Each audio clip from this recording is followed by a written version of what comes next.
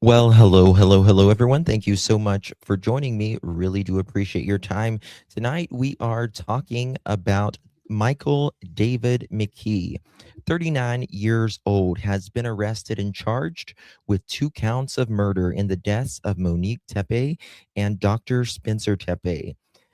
This is the couple that was found unalived in their home after a wellness check was done on December 30th, 2025. We've got a lot of new information.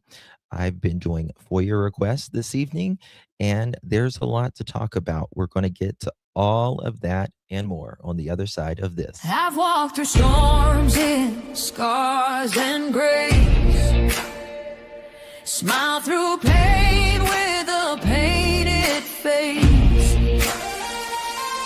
They called me too loud, too much, too strong, but honey, that's the reason I belong. Every scar's a scripture, every tear's a hymn. I found my worth where the light grew dim. They tried to break me, but here's a twist. I turned my pain into a clenched fist. I'm an unbreakable woman, born of fire and pearl. I shine like grace in a reckless world. You can test my faith, you can shake my plan, but I'll rise again. Just watch me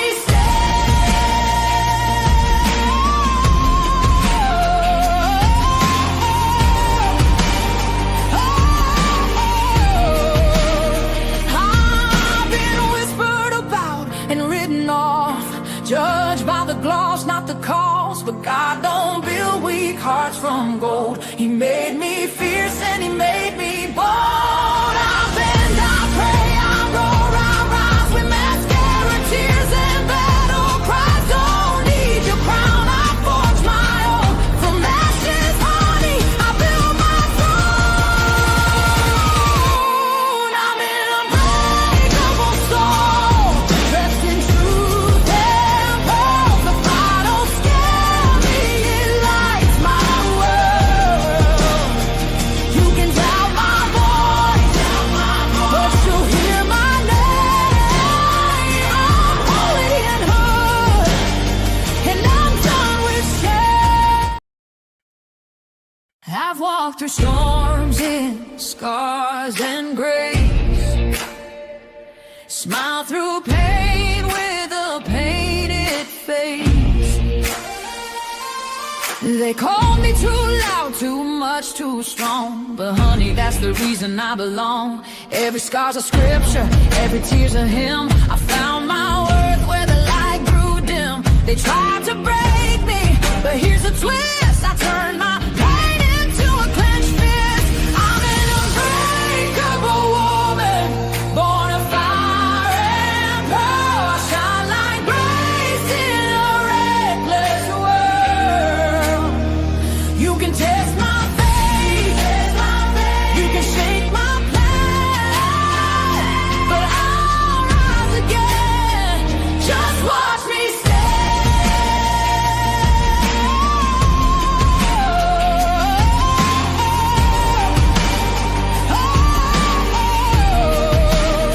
I've been whispered about and written off, judged by the gloss, not the cause. But God don't build weak hearts from gold. He made me fierce and he made me bold. I bend, I pray, I roar, I rise with mascara, tears and battle cries. Don't need your crown, I forge my own. From ashes, honey, I build my throne. I'm an unbreakable soul, dressed in truth and pearl. The fire don't scare me, it lights my world. You can doubt my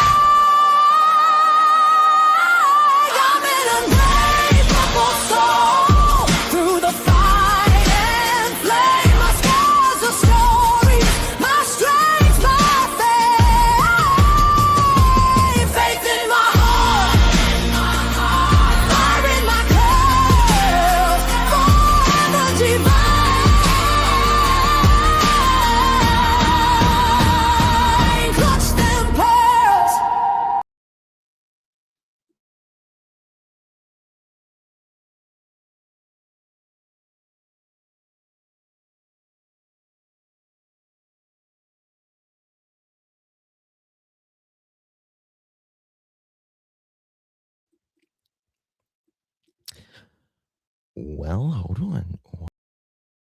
Oh,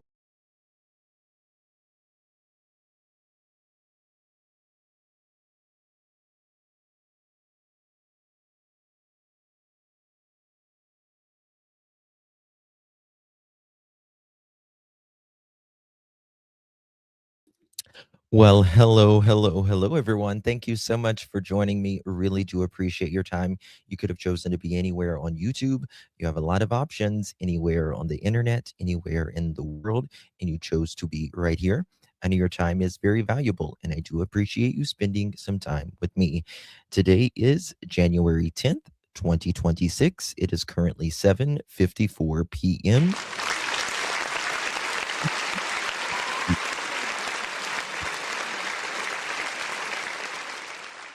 Oh God, Don, please don't tell me that. I was just talking about that earlier. There was already people in the group saying, "Y'all, I think that's a woman. I think that's a woman."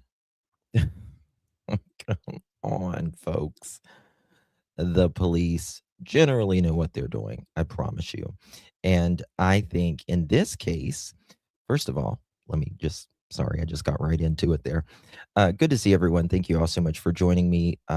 Tonight we're talking about Spencer and Monique Tepe murders. There has been an arrest today.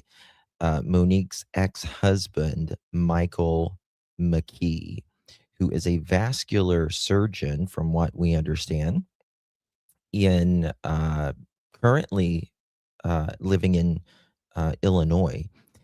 And God, we've been digging, and I've did a bunch of FOIAs today, sent those in, so hopefully we will get those back Monday.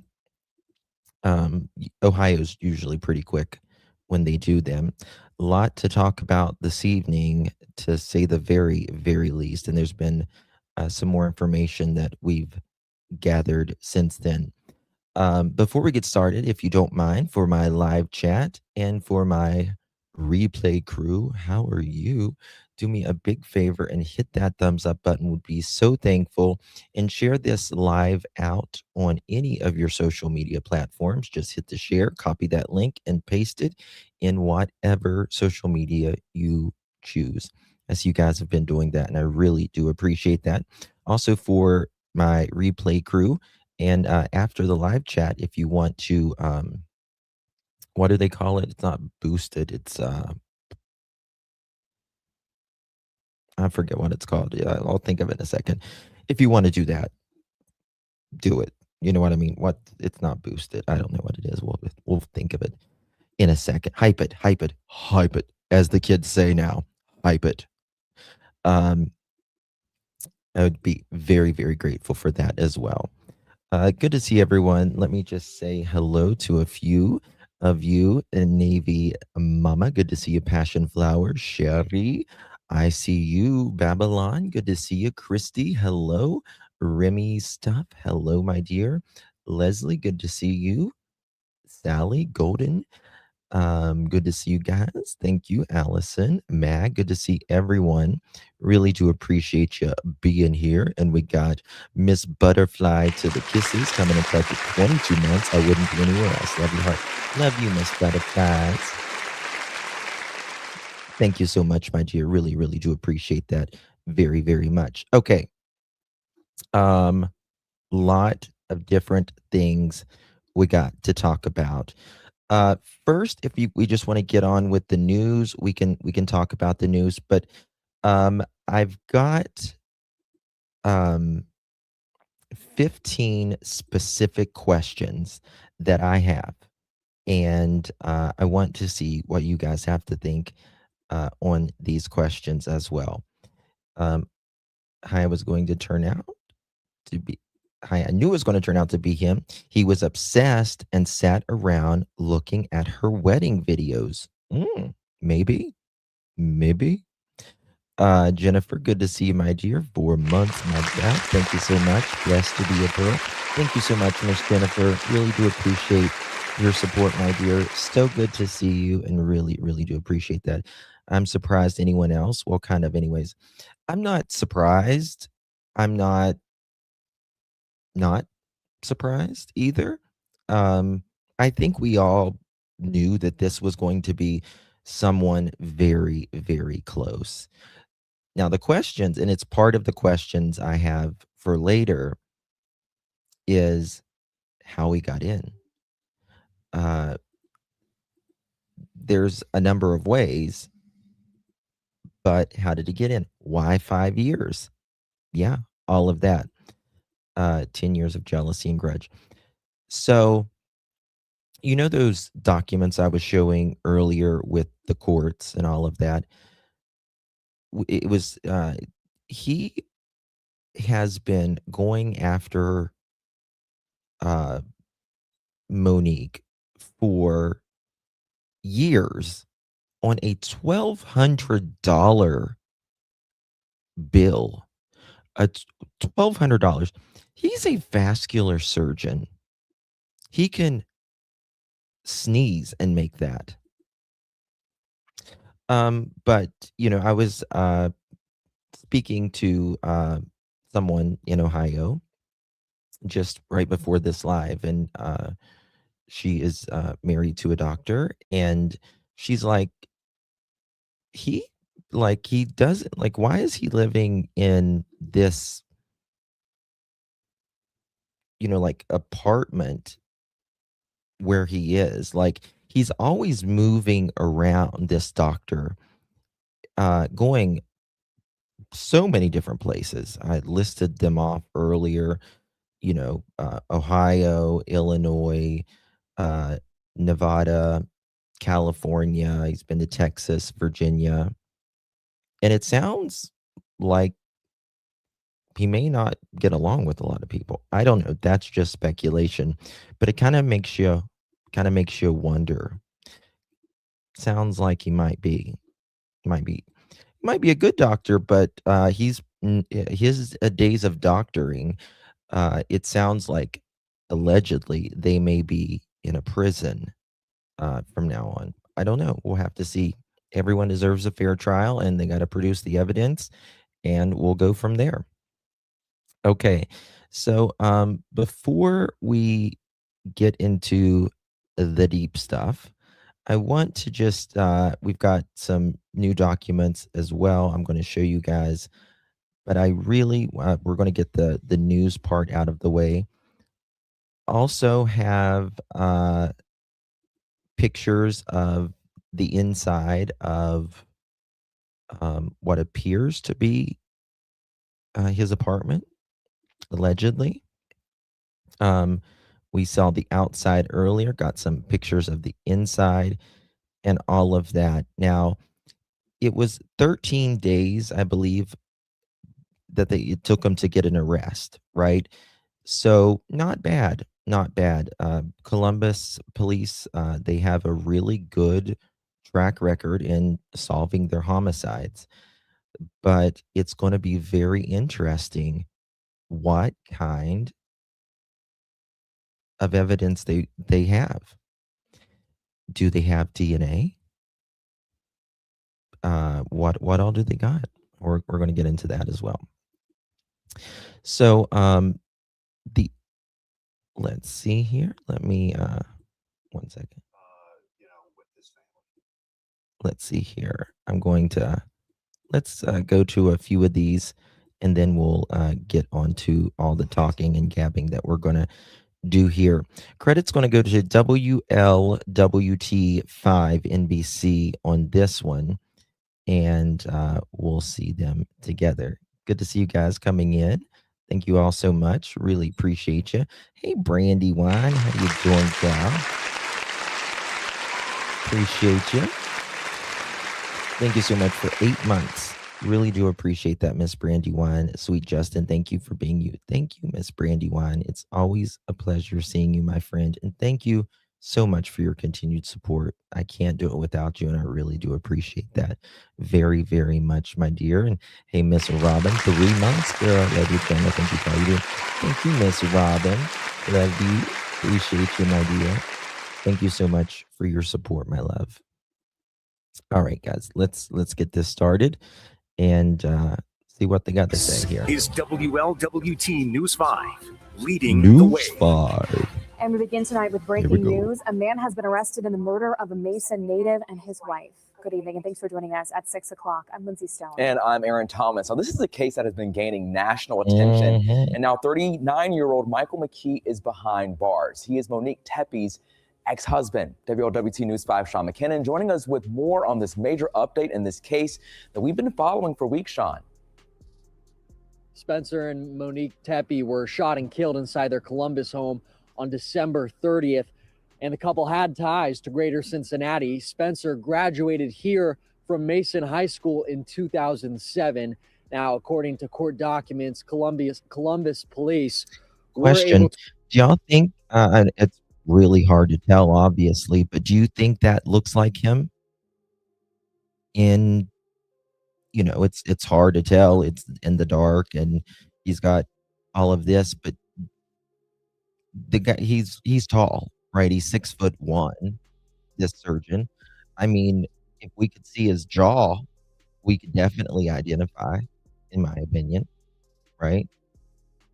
I thought I had a chiseled jawline. Damn. He looks like a Muppet. He looks like a Muppet. He's got such a jaw. Damn, girl. Okay, moving forward. To identify a suspect through this surveillance video on the day of the murder. The suspect was then tracked to a vehicle which police say arrived before the murders and left just after. That's it. Who said it? Who the hell said it in here? Ooh, someone just said it. V. Oakley. His face reminds me of Chad Daybell. There you go. Yes. Yep. That's it. He's a big guy. I don't think. Well, no, Chad Daybell's tall too, isn't he?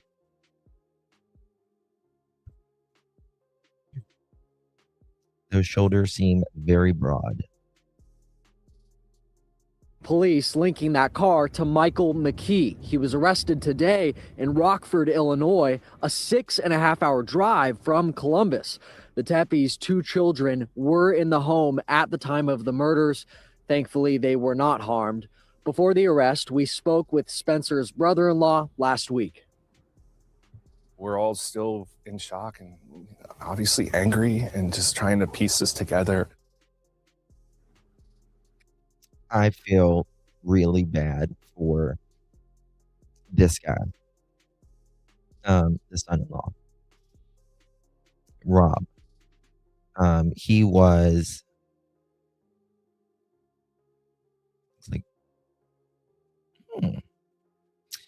he was really, really attacked.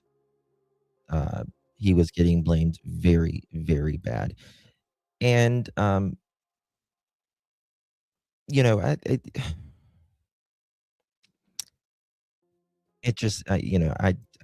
couldn't do it in this case. You guys know I don't mind throwing, a bad parent, telling them what I think, but this wasn't the case. Just wasn't the case. Tons of flop cameras. Don't worry. Oh yeah. Who will look after their children? I figure, I think they said maybe Spencer's sister. In a new statement, the Tepe family tells us today's arrest represents an important step toward justice for Monique and Spencer. They go on to say, as the case proceeds, we trust the justice system to hold the person responsible fully accountable. Monique and Spencer remain at the center of our hearts, and we carry forward their love as we surround and protect the 2 children they leave behind. We will continue to honor their lives and the light they brought into this world. Columbus police have not publicly identified a motive in the killings. McKee is expected to be before an Illinois judge on Monday and then is expected to be eventually extradited to Ohio. Reporting live in Mason, Sean McKinnon, WLWT News 5. Yeah, there's a lot of breaking news in this case, but I really believe Monday is when we're going to start getting a hell of a lot more news, if you ask me. Right, it's the weekend, all of that.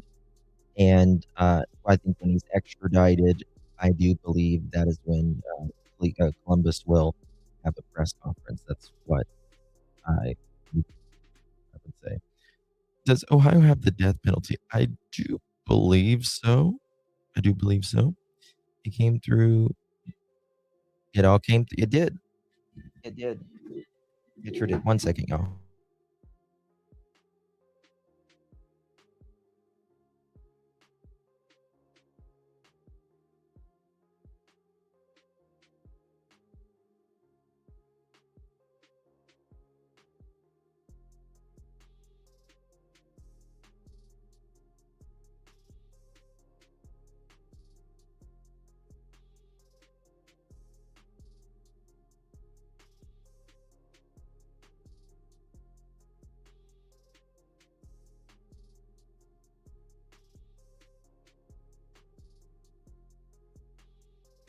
Do apologize for that. Yes, the victimology presentation came in pretty good, right? It's not about why. Well, it's not first before you get the who, you got to understand who the victims are and who was around them. Because it's very rare for just someone to come in your house and unalive you unless they have an actual reason to. And it takes a lot of hate to do that to someone. And your heart just breaks for those children. We appreciate. Yeah, and you got to think about this as well, right? Think about this as well. This man, allegedly at this time, took away these two. This is a mom and dad. Not only a mom and dad, but Spencer also provided care for a lot of people, right? Your smile is, something that's very important. And also helped employ people, big brother, big sister. Monique was in child care, studied that, big heart, all of that. Someone just allegedly, Michael McKee, very, very sad, and so much unneeded.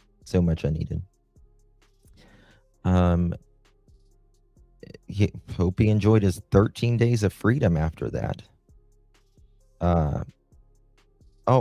Sorry, I said 13 days. I was just reading. It says 11 days. Maybe it was 11 days. I counted earlier, but I was thinking 13. But the police did ask for, help here. They did ask for help, and I'm sure that they got that, right? I'm sure that they got that. There was quite a bit out there. All right, so we're gonna. Who is this Michael McKee, right? And we got a few things here before we get to some documents. Stalking is so dangerous. I cannot imagine her fear. It says Michael David McKee, medical licensure databases show McKee went to the medical school at Ohio State University. He has an active license as a vascular surgeon in Illinois and California. He has a license in Nevada, which lapsed in mid-2025. I actually checked that license out earlier, and it actually did lapse, which I don't understand why. Clark County, Nevada court records show McKee is one of several doctors who were named in an ongoing personal injury lawsuit. So I'm kind of wondering, is there something there that his disciplinary record? Is there anything like that as well? And I'm going to try to get some more information on that. McKee's medical license shows no disciplinary history in any of the states where he practiced. That's what they say. So that's what I'm going to go with right now. But I'm not sure if they, in my opinion, I'm not sure if they've checked everything. But McKee has no discernible criminal record outside of traffic tickets. That is what I see as well. At one time, McKee had a hunting license in Ohio, but it is unclear if the license remains active or valid. I think there was allegedly something else other than a speeding ticket, but I can't remember exactly what it was. Wasn't nothing like major, nothing major. According to court documents, Columbus detectives identified a vehicle that had been in the area of the Tepe home shortly before the couple is believed to have been killed and leaving shortly after. Court records say detectives tracked the vehicle down, locating it in Rockford, Illinois, and identified that as McKee owned the vehicle. He drove his own vehicle, y'all. Like, that's not very smart. It's not very smart. You know what I mean? Hey, Miss Tina. Thank you, baby. Good to see you. Appreciate you. Miss Tina says, my question, did Monique and Spencer see his face, or did he keep his face covered? I wondered that myself, actually. Did he know who, did they know who it was? I'm not sure if Monique did, because I heard that she was found like in her bed, but I'm wondering if Spencer did, because he was found outside of his bed, which means if you're pew-pewed while you're asleep, you don't like jump out of bed, right? You don't just jump out of bed. You're found, like you're found. So Spencer was either curious that he heard something and got, taken off by surprise, didn't have enough time, or something like that, in my opinion. Have you seen the arrest warrant when they arrested him? I've got a bunch of stuff here I'm going to pull up. You know what? Let me play another video so I can pull those up if we can, okay? So we're going to go to NBC4.com. Credit goes to NBC4.com. NBC. And I'm going to show you those documents right after we play this. Guys, if you're just joining us, please hit that thumbs up button. Greatly appreciate that. Here we go. They say this man, 39-year-old Michael David McKee from Chicago, is responsible. He is Monique Tepe's ex-husband. McKee is in the Winnebago County Jail in Illinois after police tracked him down. He is accused of killing Spencer and Monique Tepe in their home on North 4th Street in Columbus's Weinland Park neighborhood in the early morning hours of December 30th. The couple were found hours later after Spencer did not show up for work at his dental office in Athens. Police found the two dead from gunshot wounds. 2 children under the age of 6 were found unharmed in the home. NBC4 bringing you team coverage tonight. Lexi Lepoff is live in Weinland Park after speaking with neighbors about the arrest. But first, our Delaney Ruth has been looking into McKee's arrest in Illinois, and she joins us now with what she has learned so far. Delaney. Jared, 39-year-old Michael McKee was arrested just before noon today in Rockford, Illinois. He is victim Monique Tepe's ex-husband. He hadn't been arrested but 45 minutes before I went live. And like almost instantly when he was arrested, I got word that he was. But I was like, I had to really double check before I was going. An affidavit says Columbus police were able to identify a suspect through neighborhood surveillance video. That suspect was then tracked to a vehicle which police say arrived at the Tepes' home on North 4th Street just before Spencer and Monique were killed and left shortly after. Police identified the vehicle and were able to link it to McKee. That vehicle was found in Rockford, Illinois this morning, and police say evidence shows McKee was in possession of that vehicle before and after the murders. Rockford, Illinois is just about 6.5 hours away from Columbus. Court records show McKee's home address is in the Lincoln Park neighborhood of Chicago, which is an hour and a half east of Rockford. McKee is currently being held at the Winnebago County Jail. He has been charged with 2 counts of murder, and his first court appearance is scheduled for Monday afternoon in Rockford. Jared. All right, Delaney, thank you. The family of Spencer and Monique Tepe are sharing a statement tonight on the arrest of Michael McKee, thanking law enforcement and the community for their tireless work, saying, quote, as the case proceeds, we trust the justice system to hold the person responsible fully accountable. Monique and Spencer remain at the center of our hearts, and we carry forward their love as we surround and protect the 2 children they leave behind. We will continue to honor their lives and the light they brought into this world, end quote. In the early days after the Tepes were killed, there was speculation about whether Monique's ex-husband could have been involved in their deaths. According to court records, McKee and Monique married in 2015 in Franklin County. Their divorce was finalized in May 2017. Monique filed for that divorce. Court filings described the divorce as amicable. They did not share any children. Well, news of an arrest comes during an emotional weekend. A visitation to honor the couple is set for tomorrow at Shedinger Northwest. That's on Zollinger Road in Columbus from noon to 3. That'll be followed by a celebration of life at Duamici. That's on East Gay Street in Columbus from 3 to 6 p.m. NBC4's Lexi Lepoff joins us live right now from the Weinland Park neighborhood where the Tepes lived. That community is still reeling tonight. Lexi, what are neighbors telling you? Jared, neighbors I spoke with say their first reaction to this arrest is relief. Many people I spoke with in the neighborhood say they've been on edge ever since. I bet. Can you imagine? And you know, it's got to be relief for this family as well.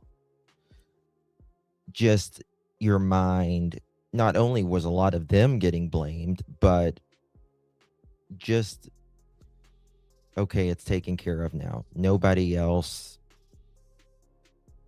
you know, was in, you know, I'm sure they were in fear. Some of them, you know, I mean, remember, they have Spencer and Monique's children. This happened more than a week ago. Now, when you look at the Tempe's front porch, they still have flowers sitting there. And neighbors tell me it's a testament of how loved they were by this community. Police called on neighbors last week to submit any personal surveillance videos they had at their homes. And records say those videos helped lead to the arrest. The president of the Weinland Park Civic Association says it brings her pride that people in this neighborhood stepped up to help, and that she's grateful police found answers quickly, as many have told her they felt scared. They solved this expediently, and I'm really happy to know that because we feel safe now. I feel safe. I'm sure most of us are going to sleep better tonight, and just knowing that your community has your back, that's wonderful. She says that the next step for this neighborhood is to try and find some peace. They've set up counseling sessions for the people who live here and also trying to get the message. You know, I would have been really creeped out if I was a neighbor as well, especially like the couple houses next to them. That would have been really, really scary as well. Just something like that. Neighbors need to be there and look out for each other. Local for you, I'm Lexi Lepoff, NBC. And it seems like the family that was next to the Tepes, they obviously had their passcode to the door, right? And so they had to be close with them. There has been an arrest in the killings of Spencer and Monique Tepe. Her ex-husband, 39-year-old Michael David McKee of Chicago, now in jail in Illinois, charged with 2 counts of murder. The Tepes were shot to death in their Weinland Park home December 30th. According to an affidavit, police identified the suspect through neighborhood surveillance video. The suspect was reportedly tracked to a vehicle in the area just before and after the killings. McKee was linked to that vehicle. Both were found in Rockford, Illinois this morning. Our live team coverage will continue throughout this newscast and online at NBC4i.com. I don't think I honestly, my opinion, someone said their alarm thing could have been cut. It could have, but I don't think, usually if it's cut, it sends a signal nowadays. But it usually, most people don't set them at night, because I can tell you, like, if I set mine at night and I forget, I'll go out, open the door, and it'll go off. Do you think he got rid of the pew pew, Justin? I don't know. It's one of the questions I'm going to ask her in a little bit. I don't know. Quote, nothing can undo the devastating loss of 2 lives taken too soon, end quote, the Tepe family said in a statement. But, quote, we are grateful for the City of Columbus Police Department, its investigators, and assisting law enforcement community whose tireless efforts helped the capture of the person involved.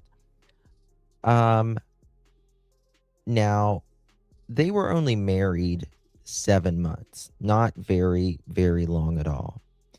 But now I'm wondering, does her family know him very well? Right? Like, was there, when it comes to Monique's family, like, do they know him very well? Or was he, like, always traveling? Was he out of state? Did they never meet him? You never know. You never know, right? All right, let's get to some documents. The complaint. Here we go. But don't know, you want to be safe when you sleep. The alarm for me is safety first. Yeah.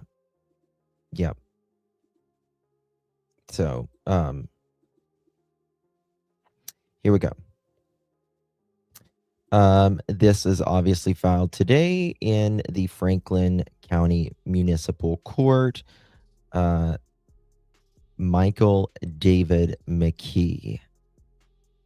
And this was filed at 10:51 a.m.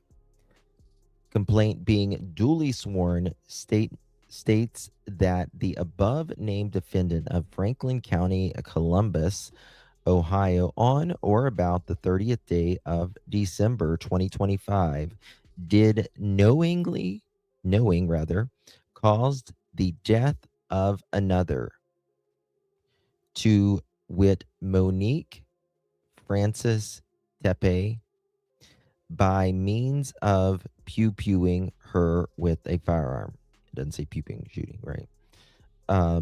So that's part of it. I don't know if I got these in order. And this is Russ Wiener. Do hereby swear or affirm that I have the following cause to believe the individual named committed the alleged offense for the reasons stated in the affidavit support of probable cause. Okay, and he's got this one next. I have personal knowledge of the facts listed in the statement of the facts, as I was involved in the underlying investigation and or arrest. Okay. Damn, hold on one second. Let me get a better photo here, because this one's just giving me a fit. 1 second, y'all. I'm going to pull this one up so I can read it better.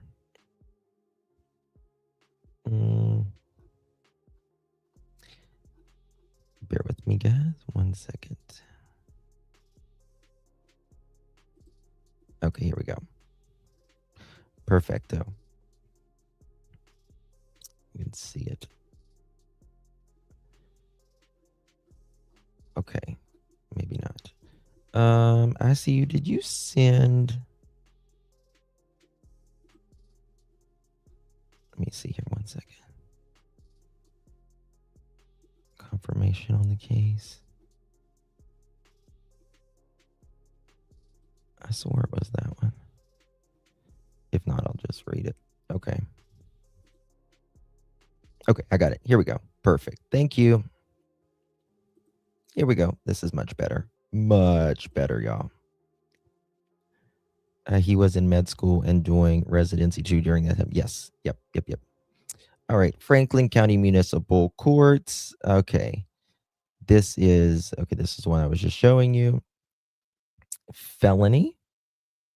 Right. Here's the second one. Felony. This one is Monique Francis Tepe. Oh.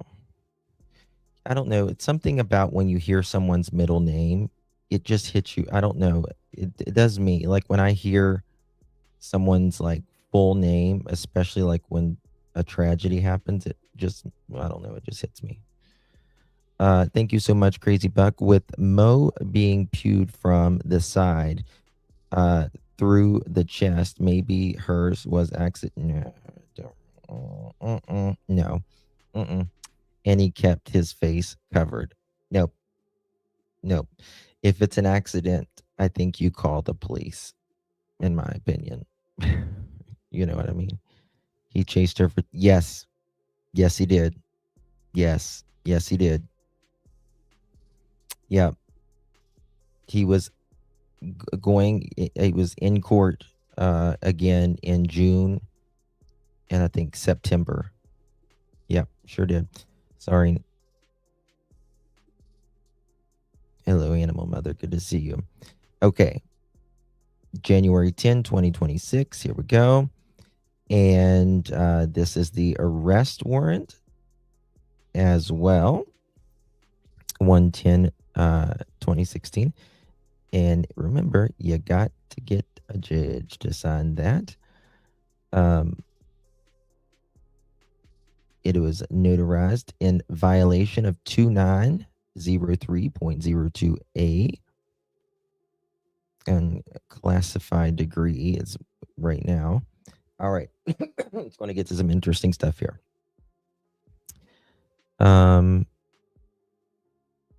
Franklin County Court. Here we go. 1411 North 4th Street. Remember that, okay? Remember that because we're going, okay.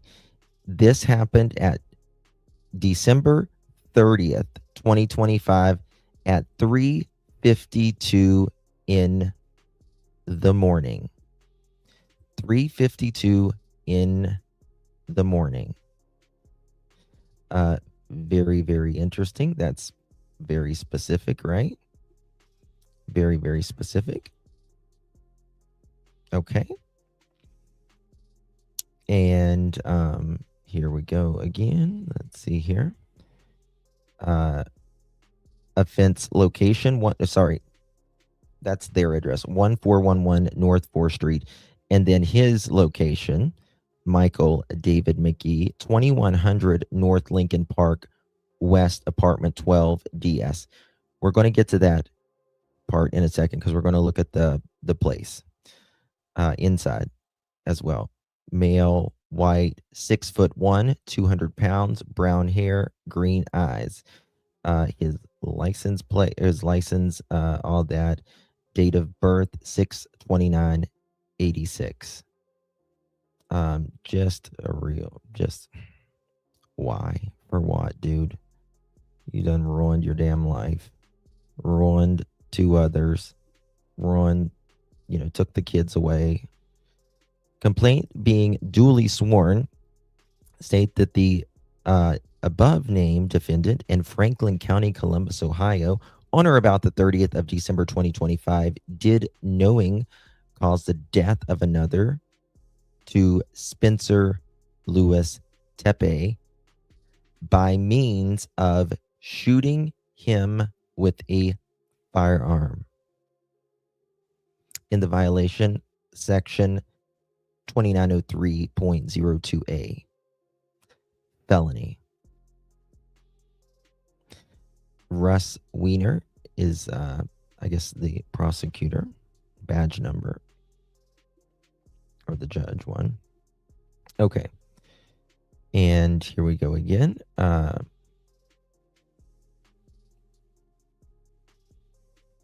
Here's, I don't know if it's a duplicate or something, the same one. Okay. All right. And this is what I was reading just a second ago before I switched it over. ORC 2903.20A murder and ORC 2903.02 murder. We can look more into that as well. Here we go. Here's the summary. This is the important part. This is the summary. On December 30th, 2025, at 9:57 a.m., Columbus Police Patrol officers were dispatched to 1411 North 4th Street to check on the well-being of Dr. Spencer Tepe, who was not shown up for work. Officers arrived and found Dr. Tepe and his wife, Monique Tepe, deceased inside, suffering from pew-pew wounds. 2 minor children were found inside of the home unharmed. Columbus Fire and Medic number 7 responded and pronounced both victims deceased at 10:11 a.m. Columbus Police Homicide Unit Team 2 was advised, responded, and initiated an investigation. During the subsequent investigation, detectives were able to identify a suspect through neighborhood video surveillance. The suspect was tracked to a vehicle which arrived just prior to the homicide and left shortly after the homicide. Detectives were able to identify this vehicle further and link it to Michael McKee. Detectives located the vehicle in Rockford, Illinois, and found evidence of McKee in possession of the vehicle prior to and after the homicide.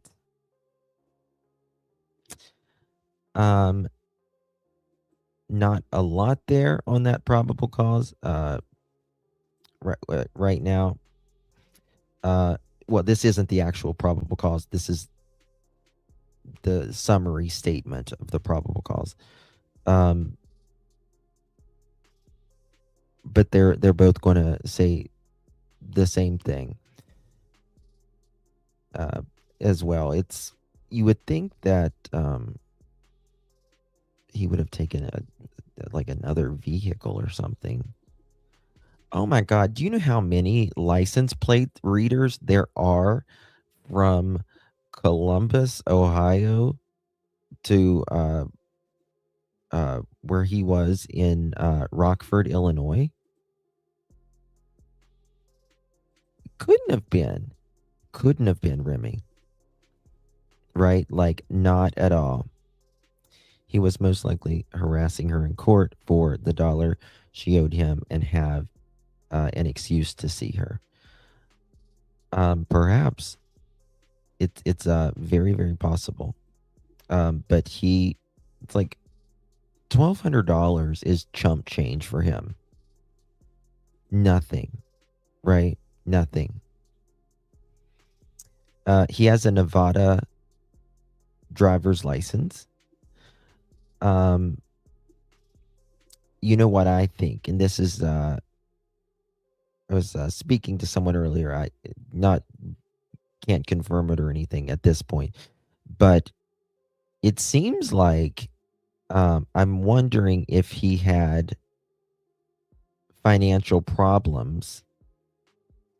I wonder if he maybe had, perhaps allegedly, we'll find out, maybe a gambling problem or something. We will see. But it seems like wherever he went, he's creepy. He's creepy. I don't get it. I really don't. The mayor spoke. Columbus Mayor Andrew Gither gave an update on the Tepe homicide investigation. This is what he shared. I'm going to play this, and I need to go. It was warm here a little, well, not warm, but warmer, but now the wind's blowing. I need to go shut my window. 2 seconds. First and foremost, grieving, with this family. This is, a great team, a great partnership from everybody that we've heard from. Really special people who made one of our great neighborhoods even better. And so, just thinking about lifting up the Tepe family as they grieve. Really proud of the chief and the team at the Division of Police. They are working around the clock to gather information and do an investigation. As you know, 83% of the homicides in 2025 were solved. I think that shows how good our team is. That's way above national average and many other averages around the country. So we have a great team. They're working around the clock. I know the chief and our officers that are working on this are committed to holding people accountable and making sure they provide closure, as much closure as they can for this family who's going through a real tragedy right now. That we know that neighborhood is one of the safest neighborhoods in our city. You know that homicides and violent crime are down to the lowest levels in nearly 20 years. Yeah. And, I know a lot of people say, the world's bad, and it is, don't get me wrong. But homicide levels are the lowest I think they've been I think he said 20 years, but I think it's nationally it's down, I think, the lowest a point. They did a really good job.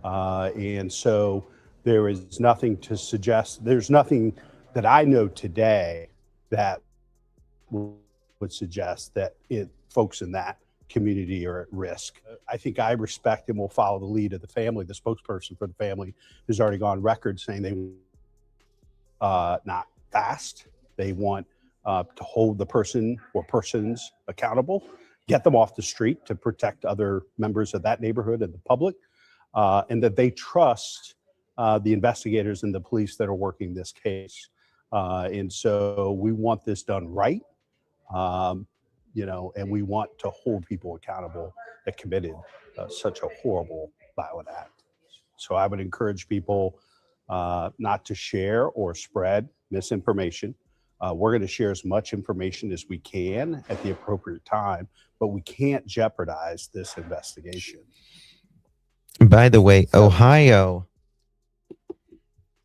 has a very much one of the most open records requests in the nation. Some of the most open. So they normally share a hell of a lot more than a lot of states. But I think we're going to have to wait till at least Monday before we get a lot of that until he's brought here. But it will be interesting to see if anybody, those that knew him, I'm sure that they're going to be interviewed and all of that. So this is the building where allegedly Michael McKee lived. And I'm going to show you that here in just a second. Only married 7 months. It's just wild to me, guys. For what? This is the building. Let me show you. Steroids in this? I don't know what did it. I don't. This is 2-bedroom, 3-bathroom, average 1,765 square feet. And then right here, it closed for $400,000.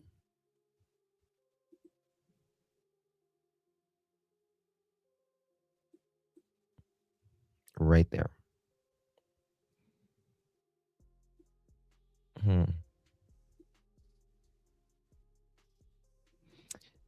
So these are, I think he was jealous because she was happy. It may be what, kind of like he always wanted. You know what I mean? Cities like Cleveland and Dayton have experienced, yes, Dayton's, yeah. Yeah. They generally solve them though. They're really good at it. Now, from what I understand, as of this live, Michael was adopted. I hear that he was adopted. I think his mother may be deceased. If I'm right, I think she's might be deceased. It's a nice place. It's, is it vascular surgeon nice? No, it's not. But my number, it's scrolling right here on the bottom. Scrolling right here on the, you can call in too if you want. You're welcome to call in. He stayed there and had, so to moan about the money. I don't know. I wonder if they could charge him. What do you mean? Wonder if they could charge him? Like, on what? They've charged him for murder. Yes, Cindy. She works very hard. She does as well. Yes. Nice view. Very nice view.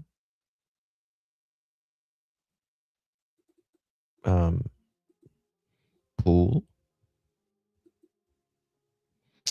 I'm wondering, is there family?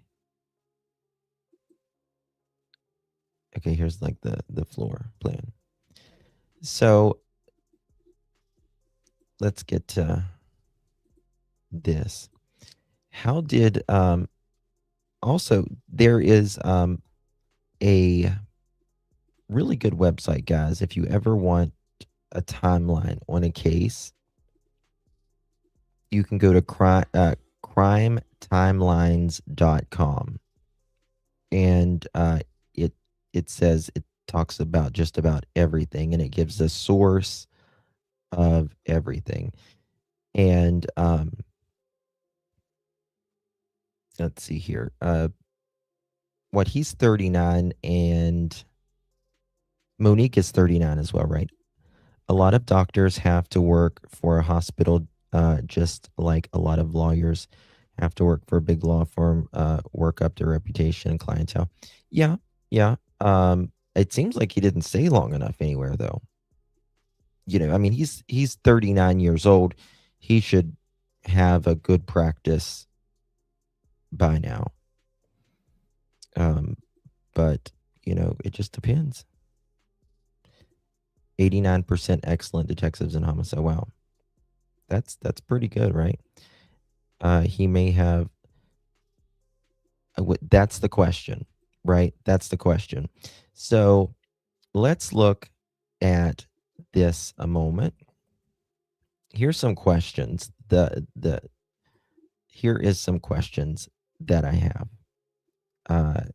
And I'm sure you guys have them too, but maybe you haven't thought about some of these questions as well, right? The arrest in Illinois, right? So he obviously is arrested in Illinois and he is going to be extradited. But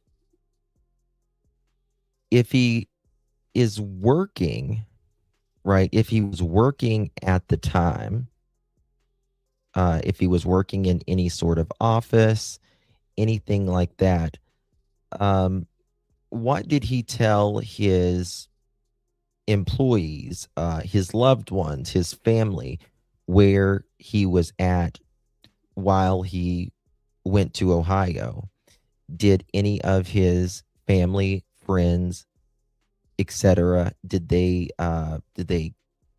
question, think about it, that did they know that he was obsessed with her, right? Any of that? I think it's a very interesting question, if you ask me, right? When did he return to work? Yes. Yep. Oh, it's definitely premeditated. I mean, you drove across state lines and unalived someone, right? In my opinion, he did. He absolutely did. He was taking her to court for it. Yeah. Yeah. Yeah, and that's a base. They earn a hell of a lot more than that, I'm sure. So, so the people around him during this time, he's had to have spoken about your ex-wife to friends, colleagues, family. Had to have. And so whenever this news broke, did they side-eye their colleague? Did they side-eye a family member, your friend? Right? Did you get my text by chance? Let me check. I just got your message. I see it's funny. So I seen this one of my crime groups and didn't know if you knew anything about this.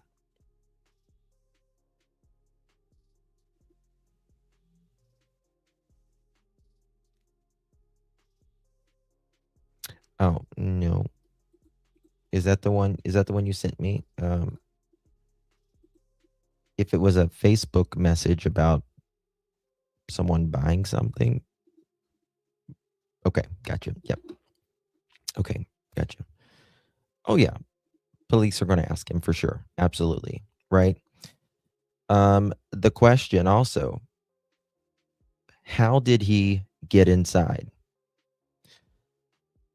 Now, they have lived here.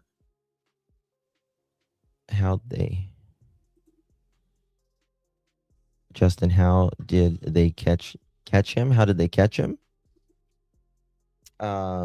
With his vehicle and cameras. That's how they caught him.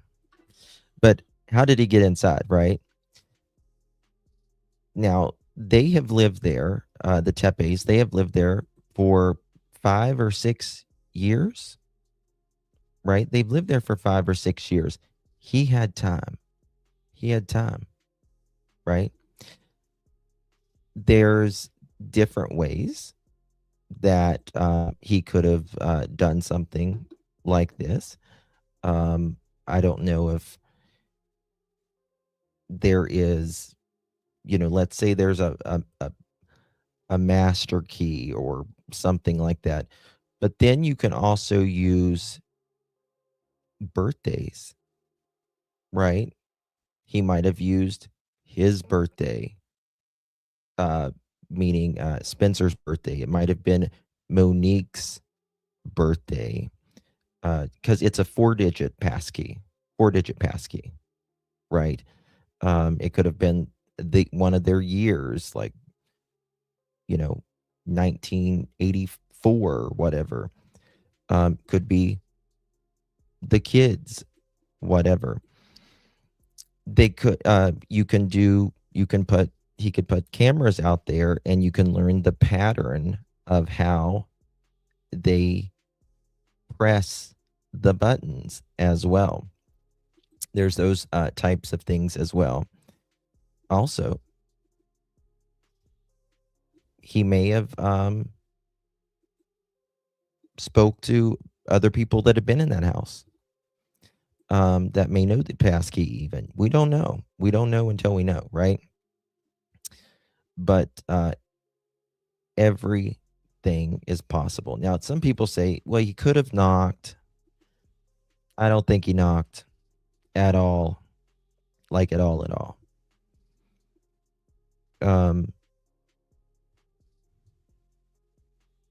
Oh, absolutely. Absolutely. Sure can giggle. I think he stalked them out in binoculars. Yeah, it's very possible. Very possible. Anniversary date. Yep. Absolutely. And they got married at their house. Got married at the house as well. How he had to have been stalking. Well, not to necessarily compare him with Brian Koberger, but Brian Koberger was there stalking months, right? His car would go behind the house and he would, watch him. This could have been happening the same freaking way. We don't know. And I'm sure we're going to figure out if his car had been in that area before or his phones and all of that.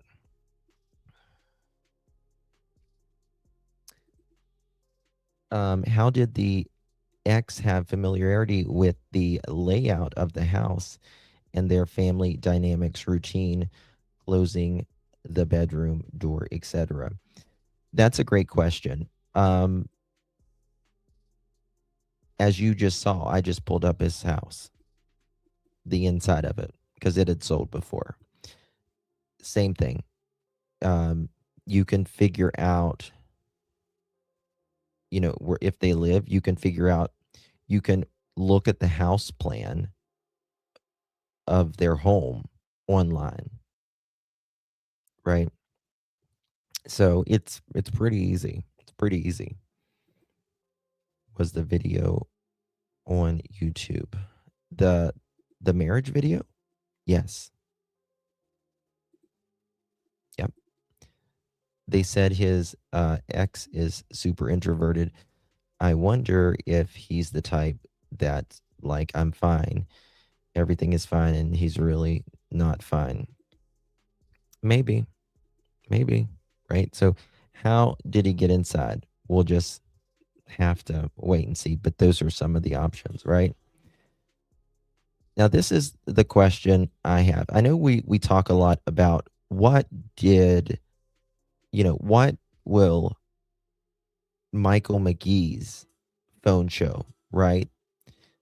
More importantly, well, not more importantly, but equally importantly, in my opinion, what did Spencer and Monique's phone show prior to their murders, right? Had Monique been getting messages from her ex or strange people? You know what I mean? That's very possible too. Love you, Leslie. Yes, Nancy and everyone else. I heard he was married and divorced after Monique. Yes, I think so. I'm getting some messages here. What's this?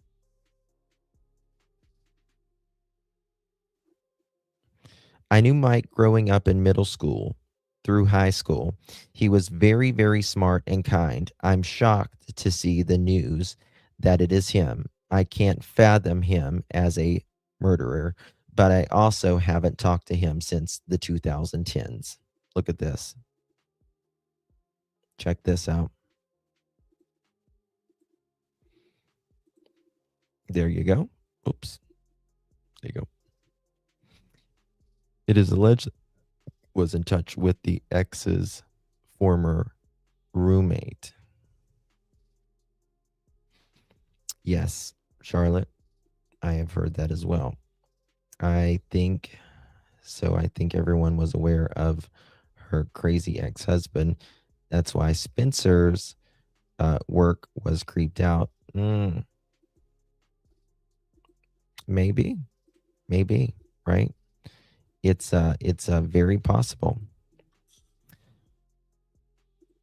I have a suspicion that Spencer's practice knew about something going on, possible threats. Well, that's the thing, as well, which we're going to get into. So people are asking about the CUST, C-U-S-T abbreviation. CUST just means yes, and I mentioned this earlier. Thank you for whoever wrote this. I said this earlier. The CUST, or like the custody, it does not mean custody of children. It can in some instances, but their divorce was final, but it was reopened due to an issue related to ownership of property, something like money, land accounts, etc. It was $1,200. From what I understand. And I say that with 100% confidence. I'm an attorney in Ohio, so enough with the kids and the, yes. Thank you very much for saying that, whoever, that's exactly what I was talking about earlier. It's, it can mean custody of the property, of the account. It doesn't, they had no kids together.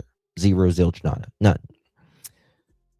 If they heard something or someone outside at 3:30, they would have checked the Ring doorbell. You know, it's going to be very interesting to see what this guy researched in the days and weeks, months, perhaps even years prior to the murders, right?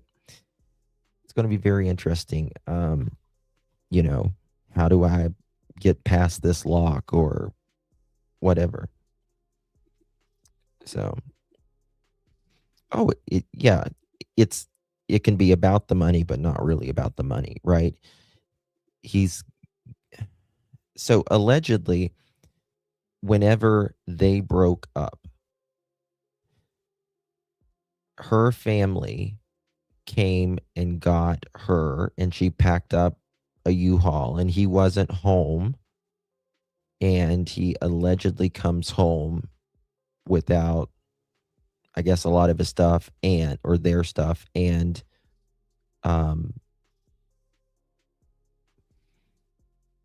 there was no, like, maybe goodbye or whatever, like unexpected. Regardless, like, it's no need to ever do something like this, right? Why didn't they give? I don't know, Betty. I really don't. Or Beth. So what did Spencer and Monique's phone show? Had they been getting any weird text, phone calls? Were they, worried about anything? It's it makes you kind of wonder, doesn't it? Of course, we're going to be interested in Michael's phone calls and all that, but the calls, text before the murders, any deleted messages, had they reported anything, all of that. Your phone is essentially a diary, and it keeps a lot there, right? So what was going on between Monique and her ex, right? Clearly, there was a lot of it had to be really bad, guys. It had to be really bad. Because Monique again mentioned this in her wedding vows about, how she got to where she's at today. Now, P girl, there won't be a press conference, I don't say, until probably Monday when he's extradited. Yep. Yep. Mm-hmm. Yep. And you know, so it had to be really bad if, you know, she mentioned it and she's like, you know, my past and all of that. And then it was also done in the home, the wedding vows. And, you know, when I think of it like this, think about it like this, because we don't know how he's thinking, but this is the way I see it as of this live right now. He had the wife and all of that. She allegedly ghosted him. You know, that was it. He went to work with, you know, a wife or whatever, comes back home and there's nothing. Then there's this divorce. I'll let my attorney deal with you. This hostile divorce. She gets remarried, happily married to another doctor, has 2 kids, has a beautiful home, a beautiful life, and then they get married in the home. In the home. She says these vows in the home, mentioning the ex. And this ex thought, you've made my life hell, right? You've made my life hell. I'm going to show you what can be done in that home. And he did it, allegedly. He took the home from them. He took them from each other. He took them from their kids. Yep, that's right, Canadian. He was ate up with envy, all of that. What happened to my camera? Okay. I totally agree. He watched that video so many times and he said, I'm going to have the last word. And he did. Well, I truly believe God has the last word, but he might have the last word between, you know, them and Monique and Spencer, but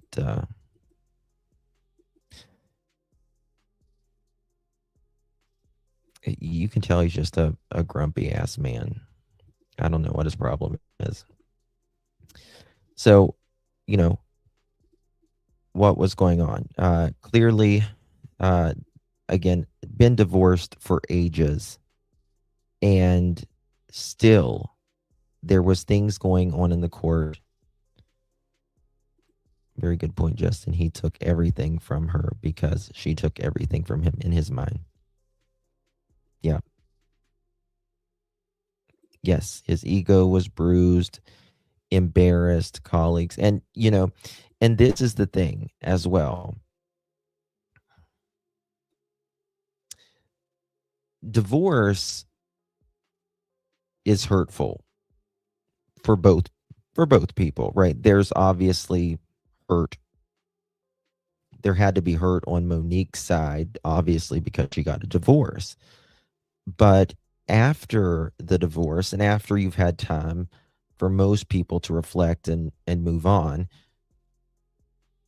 and I'm just talking real with you guys. You can talk bad about your ex, right? You talk bad about your ex, right? Oh, yeah, that's my ex. He did this or he did that, or I know this about him or I know that about him. And people talk. People talk. And the doctor community is tighter than what you might expect. Doctors know other doctors, all kinds of different doctors. Doesn't matter if it's, you know, a general surgeon or a dentist.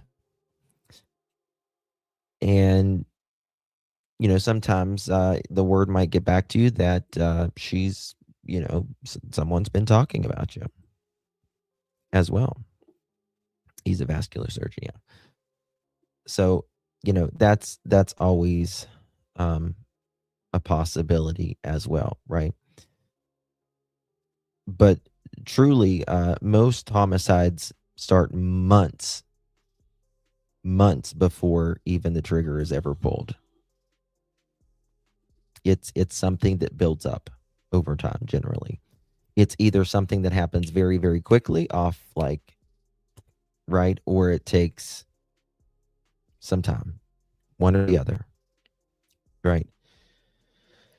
Did cameras catch something? Well, yeah, it did catch him. We know that. But the traffic cameras, did he stop anywhere for gas along the way?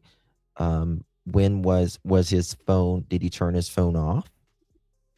I would assume he did, but how many of us really turn our phone off? Think about that. When is the last time your cell phone has been dead for an extended amount of time and you know it? Hours, right? Mine's not. Right. So if his phone was off, whether it was powered down or whatever, and it's never normally powered down or it's never normally off for an extended period of time, or if he leaves it at home, but his car is, where the murder scene is, that's going to say something as well. It's going to be something big as well. What evidence are we not being told? Right? And this is a big one. What made them so confident to do an arrest? And obviously cameras is one of them, right? Cameras is one. There is shell casings, from what we understand, right? Is there DNA? Is this going to be a DNA case? It's certainly going to be a digital case, in my opinion. Cell phone tower pings, car GPS, right? Was there any blood transfer at all? I'm sure they took impounded his car today, and I would assume that they are doing forensics on that probably as we speak, right now as well. Right? Is there evidence of him, like we was talking earlier, him checking on the wedding video over and over and over, stalking someone on Facebook, making, strange phone calls, that kind of thing. They're going to look at that. But now this is a big one, right? Why now? Why this moment? Why this moment? Why on 12/30/2025? Why then? Well, they're 5-year anniversary was coming up. That's one thing that we know. Things were happening in the courts. That's another thing that we know. Did he not want them to go through another year together, or, go to 2026? I don't want them going into 2026 with me. Right?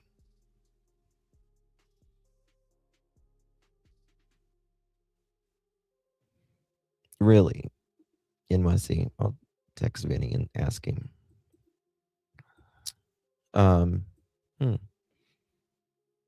So why now?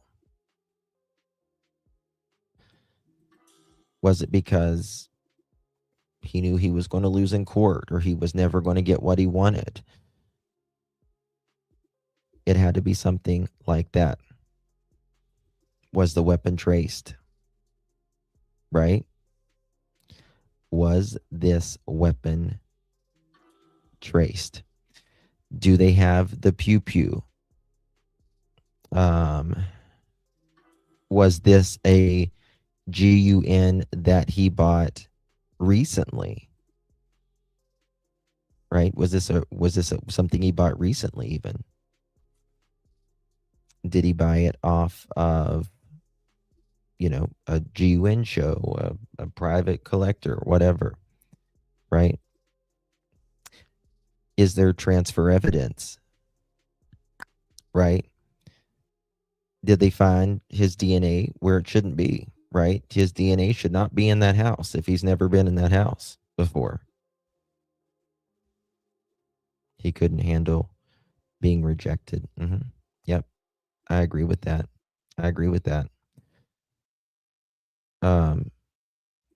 Absolutely. The family knew it was the ex the whole time. Unreal. I think that they had a very good idea. Yeah. But door handles, right? Is there even DNA on the bodies? Bedding, vehicles, right? You don't need any sort of confession when you have transfer DNA at all. Okay. Getting some. Let me play this 1 second here.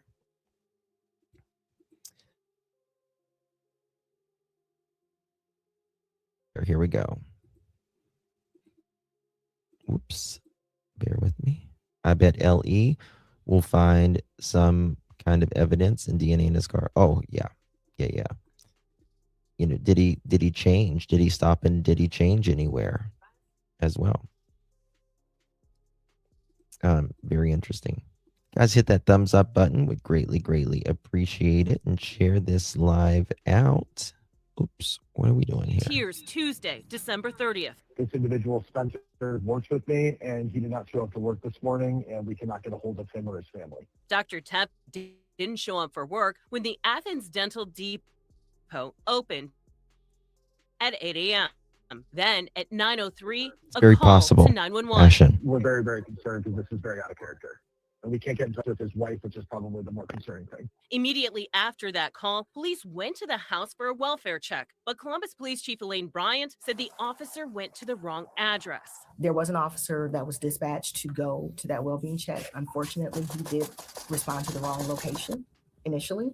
He went to the wrong location, and in him believing that he was at the right location, he did everything that he was supposed to do. Knocked on the doors, checked the backyard, did all those things, but it was not the right location. In the next hour, 3 more calls into 911 from concerned coworkers and friends. We haven't been able to get a hold of him for 3 hours. We are on site and we can hear him. Then, at 4 a.m., a friend went into the Tepe home in the 1400 block of North 4th Street and saw Spencer's body lying next to the bed in an upstairs bedroom. At 10:07, police responded and also found the body of Monique Tepe. If they kind of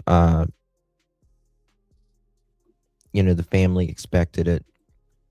They just had to be sick. They just had to be sick when they realized what happened. That's exactly right, Susie Q. Do no harm. Do no harm. Hello, deafening silence. Good to see you. Boy, he sure did. Both had been shot. At this time, we have no indication that this is a murder-suicide. Columbus police no sign of force. I was asleep, and I will say that these houses are really well made, that a lot of the times I don't hear what's going on the outdoors. Police say the couple's 2 children were inside, but not harmed. Family members say their daughter just turned 4 and their son is 17 months old. The kids are doing very well. They're young enough to not fully understand, the gravity of this situation. According to a police report, crime scene analysts found spent 9mm casings. Their Rob Mislas, the big sisters. He was a huge Bengals and Buckeyes fan and says Monique was a loving, patient, and joyful mother with a background in childhood education. What are you going to miss most about them?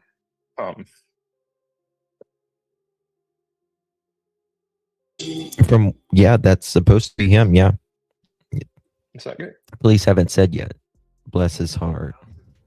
So their house in Columbus was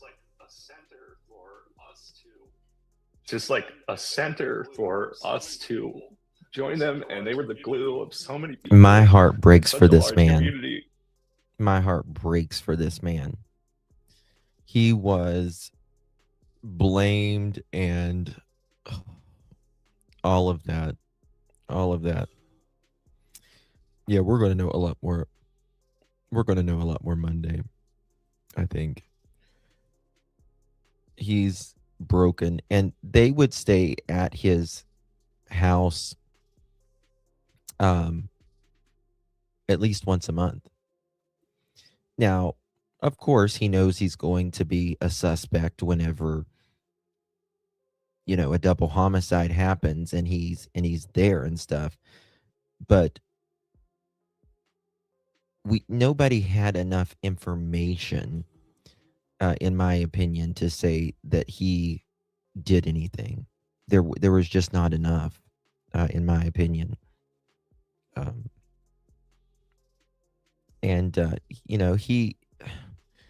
He overshared some things on Reddit and stuff like that. But this is the thing, guys.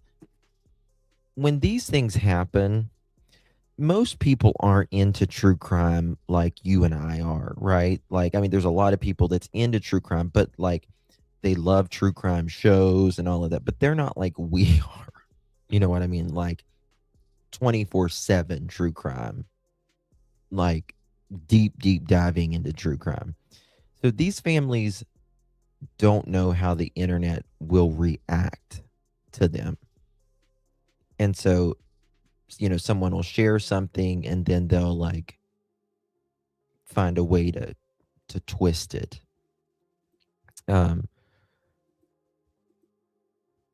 Esley, I never understood why people thought it was him.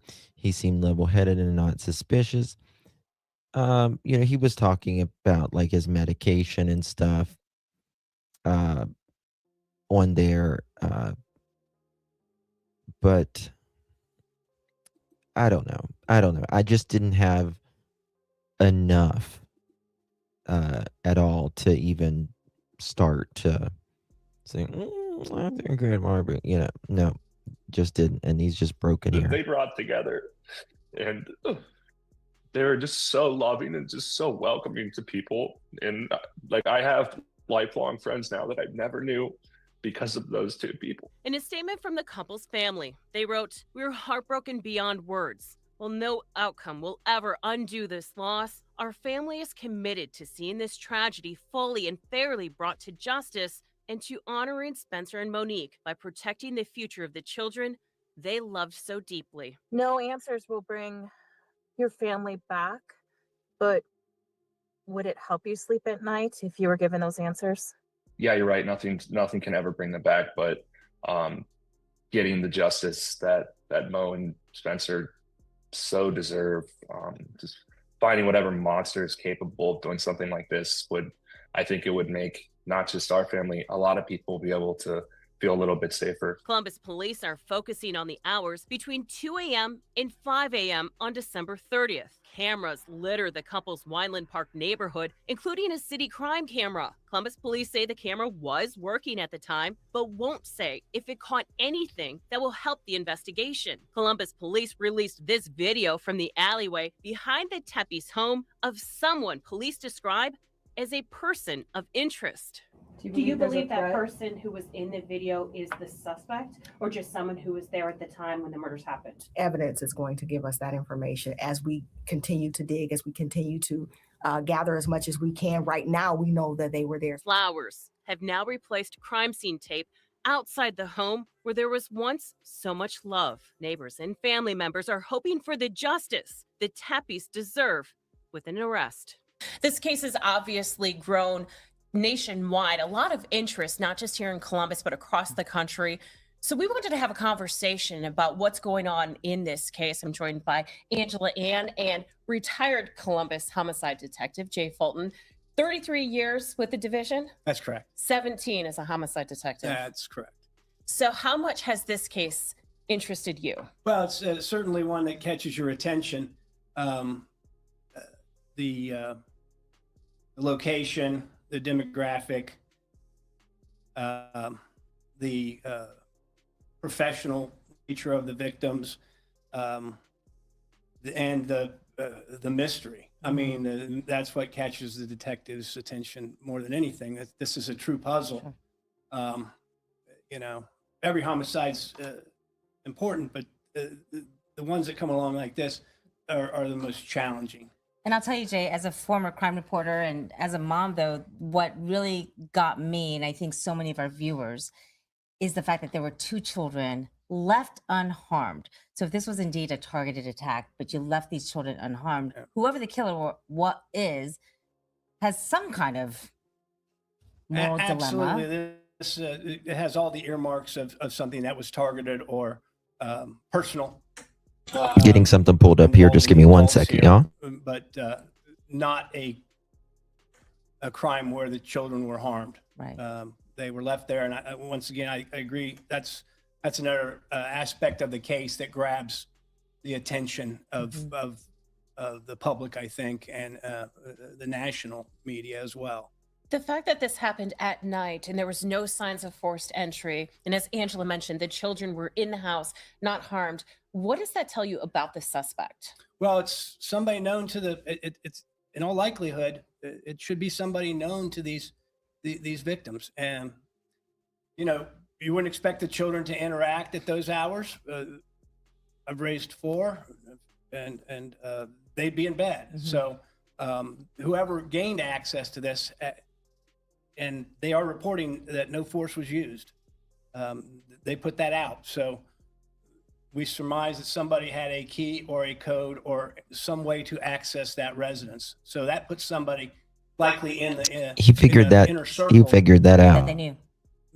Yeah, it's not. It just doesn't point to a stranger. That type of Can scenario. Can we talk about the one piece of supposed evidence, right? That at least we know of, the public, is the video, right? We know the video surveillance of that grainy hooded suspect walking through the alleyway. They first had a time frame of 12 to midnight to whatever hour. 9 a.m. 9 a.m. Then they Okay, we're going to come back to this in just a minute. The Sun just now dropped a article moments ago, and we're going to go to it. Guys, hit that thumbs up button. Greatly appreciate it, and share this live out. Devastating loss. Family of the murdered and dentist and wife break silence on arrest of Monique Tepe's ex-husband. They suspected him from the start. Suspected him from the start. Holy shit. Crazy. Wow. Wow. There we go. Let's get into it, guys. Okay. The heartbroken family of the murdered dentist and wife have broken their silence on the arrest of Monique Tepe, ex-husband, and claimed they, quote, suspected him from the start. The suspect, identified in records as Michael David McKee, was taken into custody on Saturday in Chicago area. I think I'm going to nickname him Jaws. His nickname will be Jaws. There we have it. Columbus, Ohio officials previously said officers were called to the home in Weinland Park neighborhood at around 10 a.m. on December 30th. Inside, police found Spencer Tepe, 37, Monique Tepe, 39, both dead from pew-pew wounds. Officials said records identify the arrest suspect as Michael David McKee. McKee is Monique Tepe's ex-husband, according to the records. A family source told the Sun, the U.S. Sun, they welcome the arrest and were sure it would be her ex-husband who was accused, but did not want to interfere with the police investigation. I am nicknaming him the Creeper, like the Minecraft game. So thank you. I love you guys. There is nobody like Pearls. I tell you that. There is nobody like my Pearls. Still baffles me how he got in. We're going to find it out. We're going to find out. Right?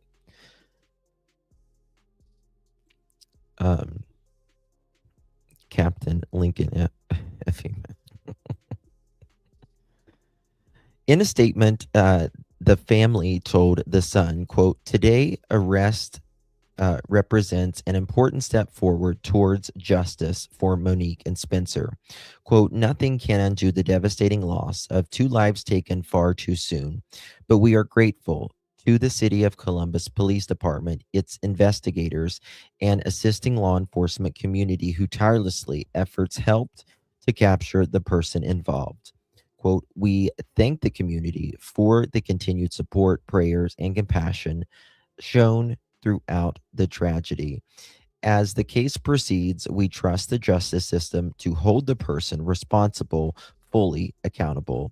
Monique and Spencer remain at the center of our hearts, and we carry forward their love, and we surround and protect the two children they leave behind.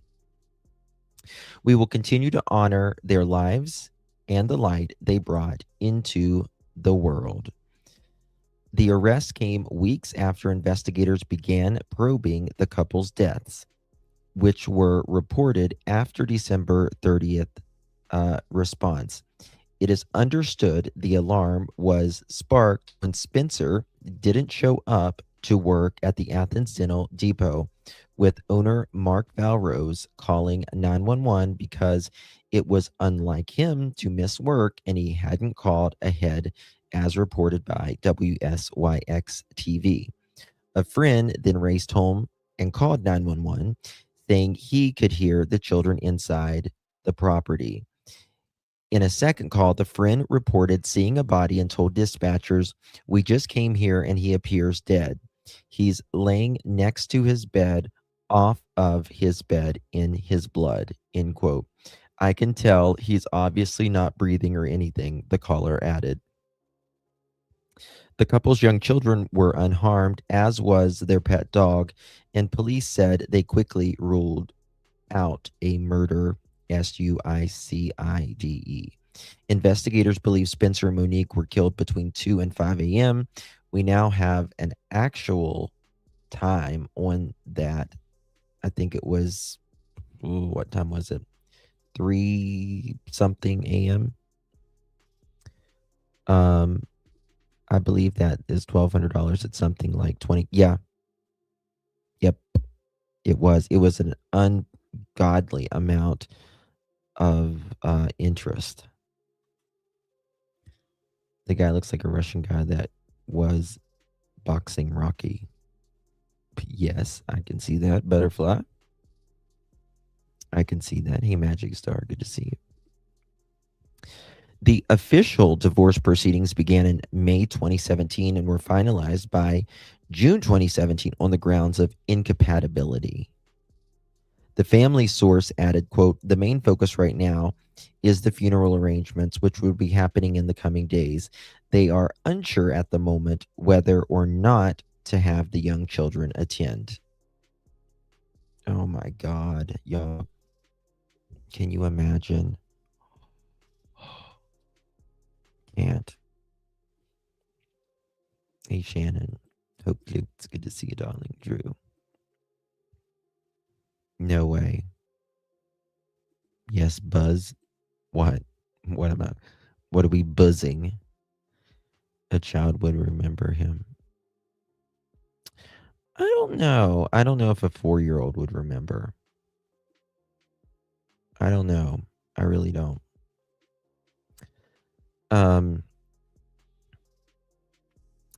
I'm glad that they have an arrest before the funerals. Right. Yeah, Crystal. I mean, I don't know. I don't want to say they should do it or not, but I just can't imagine. God bless him, man.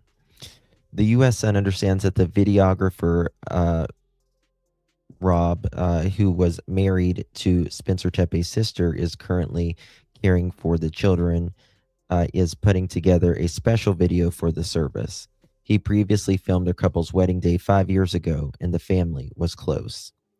A public visitation for the Tepes is set for noon to 3 p.m. on January 11th. That's tomorrow. At the, how do you pronounce their scroll?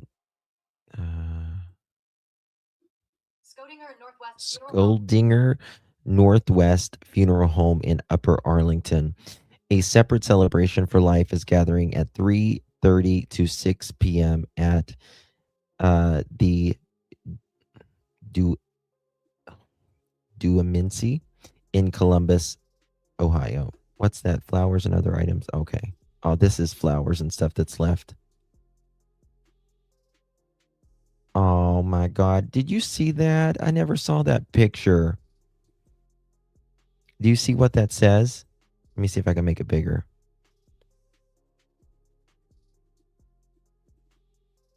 You see what that says?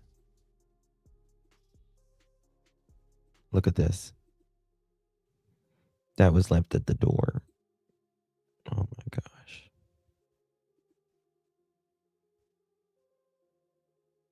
Yeah, I don't think so. I don't think they will.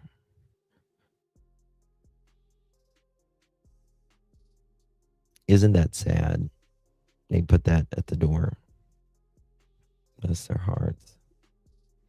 Special winner 2022 Best of the Best Times Gazette winner Spencer Tepe, DDS Stone Creek Dental Care. I guess he was at Stone Creek Dental Care before that. And I mean, think about, his old colleagues and stuff and just his friends that he knew. And, big brother, big sister, all of that as well. Very, very sad. At least 6 dead in Mississippi mass as gunmen sprayed victims with bullets in 3 different locations. What? That's crazy.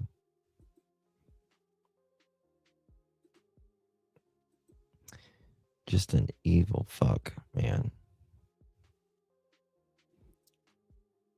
That's sad. Very, very sad. Michael David McKee arrested in horror double murder as his ex-wife Monique okay. That's the one we was reading before. Okay. So who was the person who said Buzz Lightyear? Oh my God, you're right. Holy shit, he does look like Buzz Lightyear.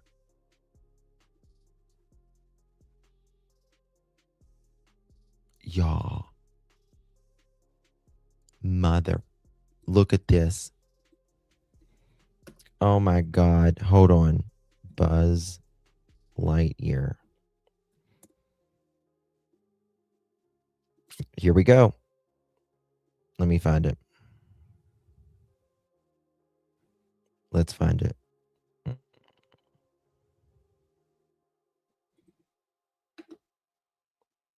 I'm going to do a side by side. That's it. That's fucking it.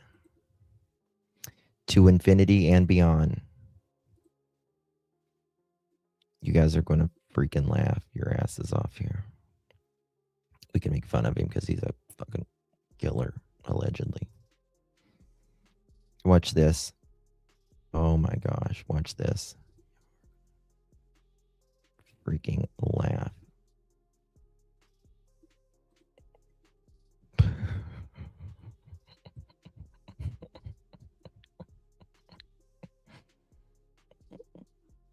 It's so good. Let's see here.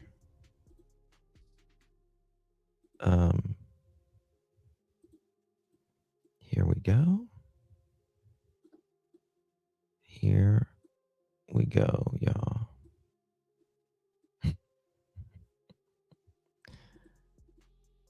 Oh, Lord have mercy. Watch this. Oh, can y'all see it from where I'm at? 1 second. Watch this. Yeah. He looks like Buzz Lightyear.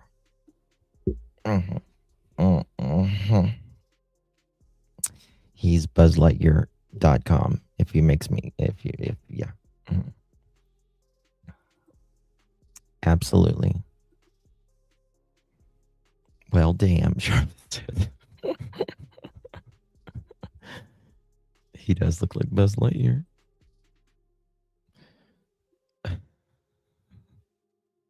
Am I wrong? Who said Buzz Lightyear? Who was the mother chicken that said Buzz Lightyear? I need to know. Oh, thank you, Miss Shannon. Thank you, Mama. Very kind of you, sweetheart. Appreciate you very, very much, my dear. Thank you, Mamas.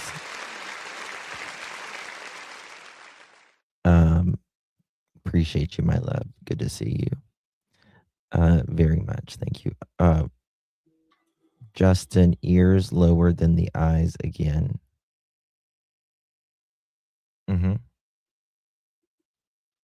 Ears lower than the eyes. Oh, that is true. Yeah.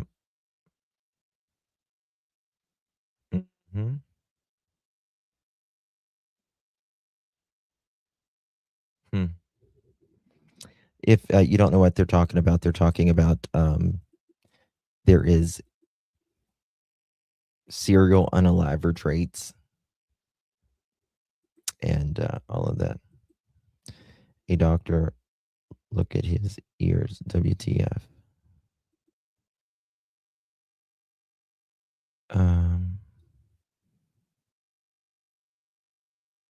Yeah, his ears are lower than.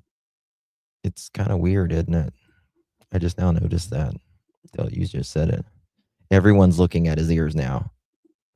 I'm looking at my ears now.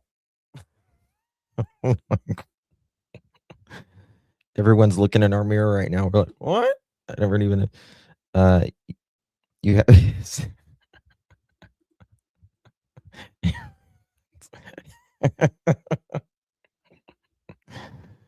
Oh God, we can't help it the way we are. Ooh, I'm good. We're all checking our ears. Yeah. I'm gonna be looking at everybody's ears now. Well, Lord, what the hell?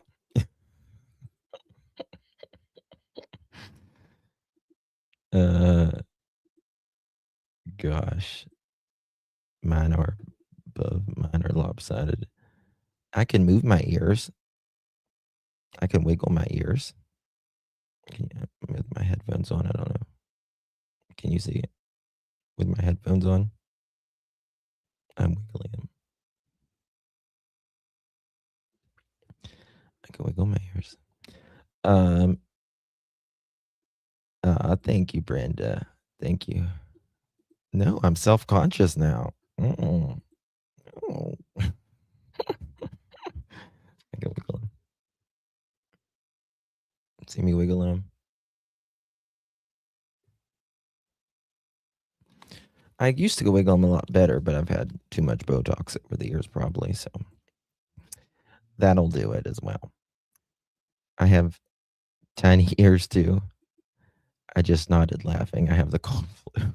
Well, at least we give you a decongestant here. Oh, God. We want to see the ears wiggle. I was just showing you. Meeting someone for the first time, looking around their head. Yeah. Hold on. Turn around a minute, sir. I need to see your ears. Let's see what's under the hood. There you go. Okay. Yeah, you can't unsee it. Exactly. Buzz has little ears. Yeah. Well, he's a character though, but he's still nonetheless he's very, very much Buzz Lightyearified. You know what I mean? I just don't know, man. Like, why? I don't get it. I truly don't get it. I've got some more stuff, I think, here. Do you think the prosecutor will go for the death penalty? I don't know what the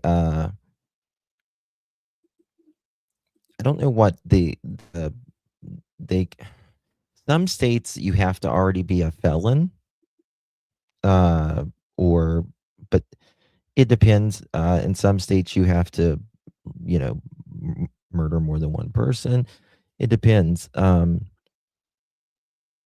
got told your ears and your nose don't stop growing as you get older. They don't. You're absolutely right, Kelly. Why do you think, you know, as we get older, you know, men particularly, we get long old ears. We get long ears as we get older, and your nose doesn't stop growing either. That is true.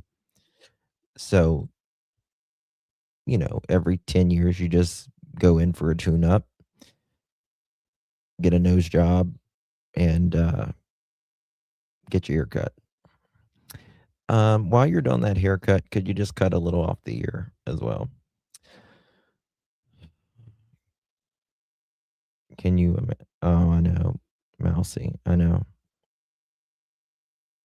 He looks like when he was with her. Look, well, look at this. Look at this right here. Check this out. Like, this is them.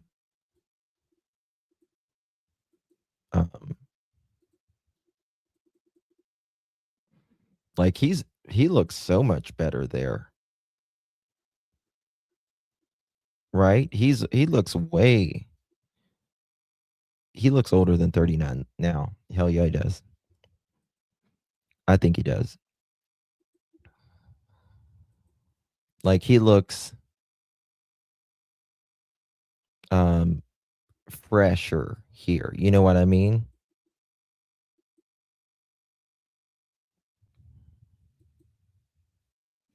They don't even look like the same person. And then here, like he's much better looking here. Much better looking here.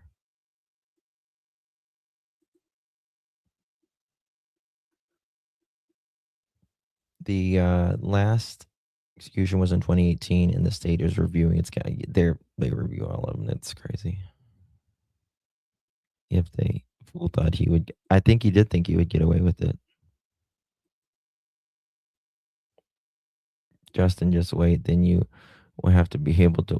Then you will really be able to. I'll look like Dumbo. I'll look like Dumbo. I'll get an ear reduction. I need an ear reduction, please. I don't want the long ears, you know. He had nothing to live for. So, I don't know. I mean, from what I understand, that his mom or his adopted mother didn't put him in the obituary.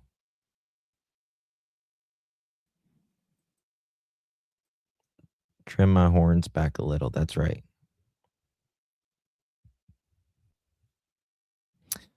She does. She does. I love Marie Osmond. Love her. She's aging backwards. You must look forward to really going home finally. Shannon, you okay? What did Shannon say? What's going on in chat? Such a different looking guy. He's not a bad looking guy here, right? But here, good looking guy.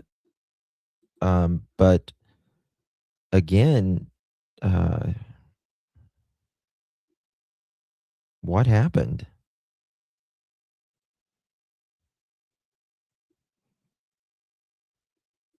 I like Marie Osmond. I thought she's pretty in the way she was. I'm like, oh my God, you look like her dad. Yeah, well, I mean, she's pulled tighter than a banjo string. You know, I mean, she's literally kissing her ass right now while she talks. She's pulled so tight. Here, you know, I mean, he's all right looking here, you know. Christy, thank you. Oh, Summer Breeze. He would have had plenty of nurses. I'm like wondering if he even worked. Like, was he even working? Like, what was he doing with this time? Doctors are busy. Like, they're never home. Right? And then, like, he's fit here. He's really fit here. This looks to be somewhere out west. Probably, you know, Utah or something like that. He looks mean as hell now. Oh, yeah. Mean as hell now. Like, he's a good-looking chap there. Good-looking guy. 6'1", muscular. Like, you can tell he worked out then. You know, he's in, you know, probably just graduated, all that. You know, he's got the doctor vibe going on. Got the, you know, really excited about the future. And, you know, what does he get now? A prison sentence and your doctorate shredded for eternity, and you're a murderer. Allegedly. Not right now, but he's accused. He's accused of it, at least. Antisocial personality with a bad load of narcissism. Hope he finds Bubba. Oh, I hope he gets the biggest Bubba that ever bubbed, honey. Yes, I hope so. Yep. But look here. Like, she's like, Monique is tall. I wasn't thinking Monique was that tall. I don't know. You know what I mean? Because he's 6'1".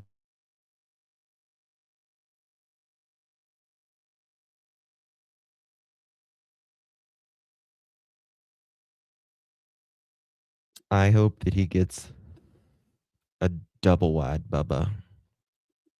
That's what I hope. I can't wait to see me either. But you know what? I bet you, Laura, there will not be an interview. I bet you there ain't gonna be an interrogation. He's gonna say, lawyer, attorney. That's what he's gonna say. I was thinking the same thing, since he had a plan of escape, plan to get away. Listen, he's not getting away from Bubba. There's bars.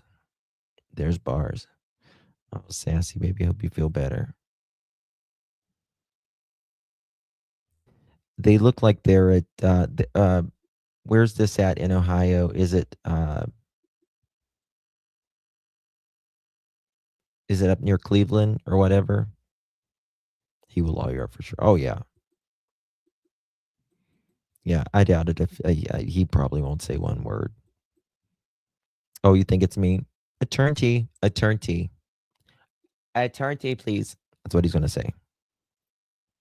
Hello, Miss Kelly. Good to see you, darling. MD, a resident. Yep. Where did these pictures come from? Well, I think they originally came from I don't know, actually. He deleted his Facebook. She's 5'11". He's supposedly 6'1". Cedar Point or Kings Island, yes.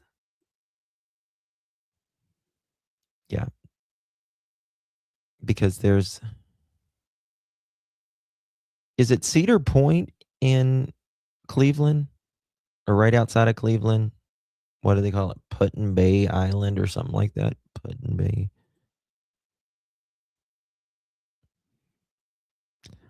Oh my God, Kelly. I know. Like, it's crazy. Like,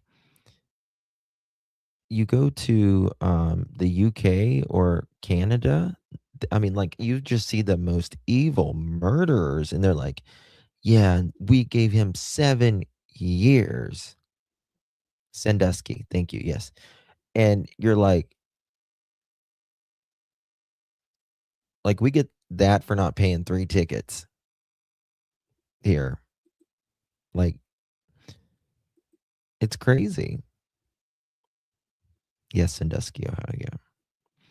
In the bar photo, he is changing his looks. Okay, here's the video.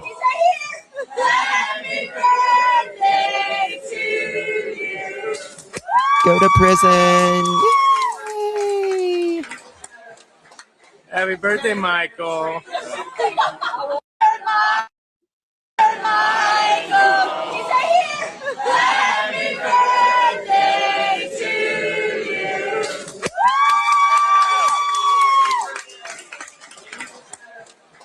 Happy birthday, Michael. Oh, damn it. I was trying to show you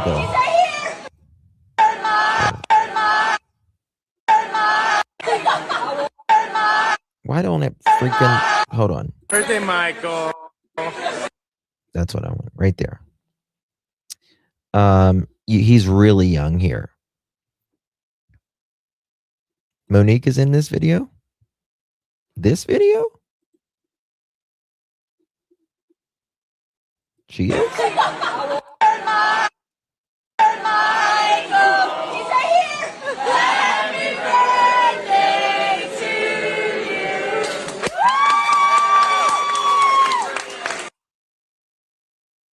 I don't think that's Happy her, birthday, Michael. Yeah. Oh my God, Jen, you are so late. My God in heaven, what are we doing? Jen, to the office, please. We are pulling you over. Jen, to the office, please. We're pulling you over. Oops, wrong one.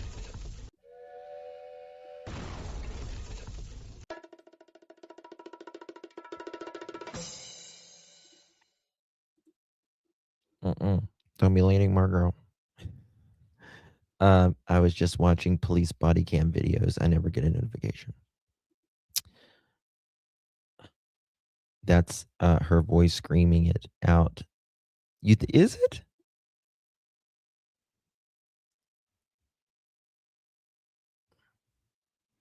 I don't think so. Do y'all think that's her? I don't think that's her. I don't think they knew each other that long. Okay, you got a guy in a red shirt. An Asian dude.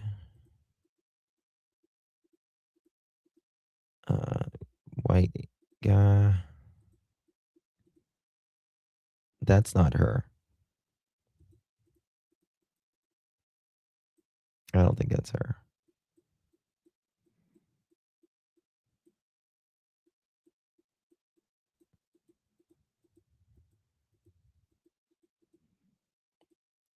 Or y'all think that's her right there? I don't think that's her. On the right side. Right there?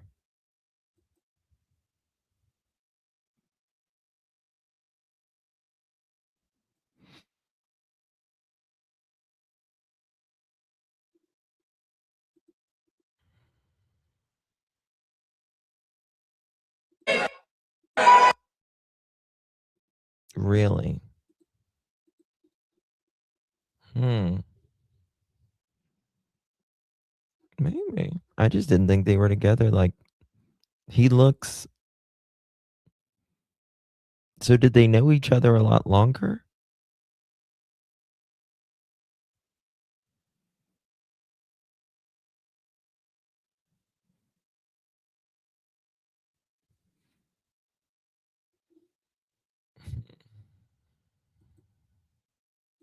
I don't know.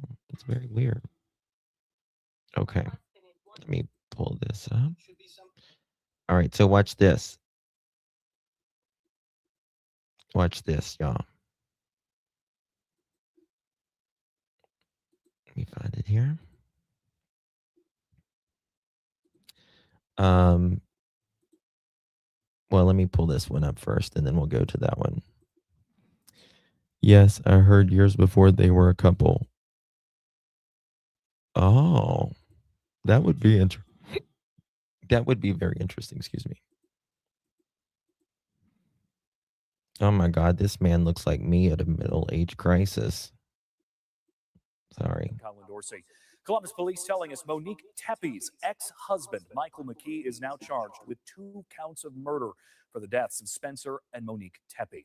We'll show you his picture now. 38-year-old Michael David McKee. Columbus police telling us just hours ago, McKee was arrested in Rockford, Illinois today. That's more than 400 miles from Columbus. And here's all that we know about Michael McKee and his ties to the Tepes. The anchor does. McKee and Monique Tepe were previously married, but the couple divorced in Franklin County back in June 2017, almost 9 years ago. And the two No, not Michael. I'm talking about the anchor. And it's a case that has gripped the city and left people living in and around the Weinland Park neighborhood concerned for their own safety. Let's take a look back at how we got here. This started when Columbus police were called to a house in the 1400 block of North 4th Street the morning of December 30th for a wellness check. This after Spencer Tepe did not show up to work at his Athens dental office. When officers got there, that's when they found both Spencer and Monique Tepe dead, both of them shot. We also know their 2 children, a 4-year-old daughter and 17-month-old son, were found inside the home, but both thankfully were unharmed. Nothing can ever bring them back, but getting the justice that Mo and Spencer so deserve. Just finding whatever monster is capable of doing something like this I think it would make not just our family, a lot of people be able to feel a little bit safer. And that was Spencer Tepe's brother-in-law. He sat down with us for a video call back on the 6th. Now, that day, he told us they were focused on honoring the 2 people he described as bright, warm, and loving, also making sure that their 2 children are taken care of. And just this evening, the Tepe family sent 10 TV a statement. It reads in part, "Today's arrest represents an important step." Hold on, I gotta move past this one. This wasn't it. Nothing can undo the devastating 17, almost 9 people living in of December 30th. Oh, this wasn't the one. Hold on. It's this one. Sorry, guys. And this one right here. Guys, if you're just joining us, make sure you hit that thumbs up button. Greatly appreciate it. This case interested you? Well, it's certainly one that catches your attention. The location, the demographic, Absolutely, Bab. When you live with someone, that's when you know them. Mm-hmm. Professional nature of the victims, and the mystery. I mean, that's what catches the detective's attention more than anything, that this is a true puzzle. You know, every homicide's important, but the ones that come along like this are the most challenging. And I'll tell you, Jay, as a former crime reporter and as a mom, though, what really got me, Get him and I think done, so many girl. of our viewers, is the fact that Get there your were hair two did. children left unharmed. So if this was indeed a targeted attack, but you left these children unharmed, whoever the killer is, has some kind of moral Absolutely, dilemma. this it has all the earmarks of something that was targeted or personal, involving the adults here, but not a crime where the children were harmed. Right. They were left there, and once again, I agree. That's another aspect of the case that grabs the attention of the public. I think. He is. Hold on. Who was he? At the time when the murders happened. Evidence is going. The home where there was once so much love. Neighbors and family members are hoping for the justice. The Tepes deserve. 17 Let me see here. This case has obviously grown nationwide. A lot of interest, not just here in Columbus, but across the country. So we wanted to have a conversation about what's going on in this case. I'm joined by Angela Ann and retired Columbus homicide detective. Yes, he's a homicide detective. That's right. Midnight to whatever hour, and then 9 a.m. Then they shortened it. First of all, is this, in your opinion, when you guys put out stuff like that, you're fishing for info? Is this simply a person of interest, someone who happened to be walking by? Could this have been the suspect? It could be either. And what you're That's doing. not a good answer for our viewers out there, right? I'll elaborate. Okay. So it could be either, but what you're trying to do is identify this person. So maybe the person sees himself on the news, himself or herself, and says, "Hey, I was coming home from a bar. I was coming home from work." If they're not the suspect, they're potentially a witness if they're putting him or her in that alley at that time. So maybe we just identify this person so we can talk to them and see what they know. That's one person that you knew that was up and moving in the vicinity in this timeline that the investigators have targeted. Now, people say that a lot of people stop in that area and like they'll walk to the bars and stuff. Look how he went downhill quick. Like you can tell he's not shaved in days. I bet you he hasn't slept worth of fuck. I'm echoing. Thank you for telling me. Am I still echoing? Justin, I sent you an email of a video of the copper whistling when he went to the wrong house. I have that. I haven't played it yet, though. Let me see here. And Justin, do we know how long Michael may have been in the house? Maybe he pushed his way in somehow or another night before. What do you think? I don't think it was very long. I don't think he was in that house very long. Just my opinion, though. I finally got that.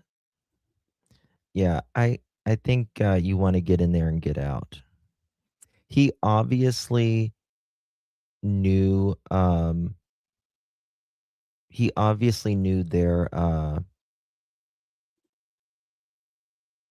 the pattern, right?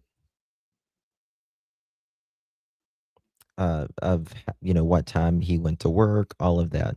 See his eye in our left is swollen a bit.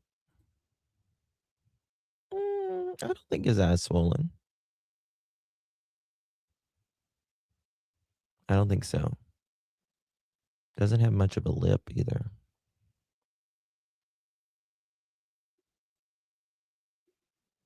I guess he stopped working out or whatever. Just crazy. The police officers turns up to the wrong house, but he's whistling. Yeah, I can play that. Let me find it here. Should be, did I show that one yet? Yeah, okay. The body cam, let me see here. Spencer and Monique Tepe body cam.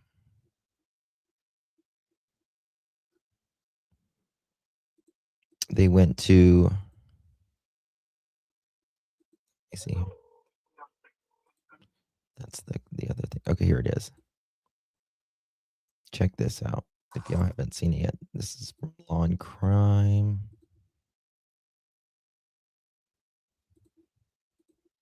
From Facebook.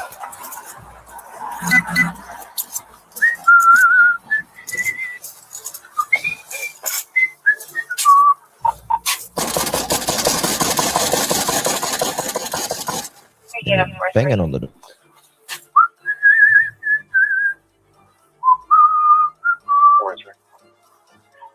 This is newly released body cam video we just received from the city of Columbus showing the first police officer to respond to a call related to the case of Spencer and Monique Tepe. But the officer in this video went to the wrong address, according to the chief of police. Police in Ohio are finally speaking to the public about the investigation into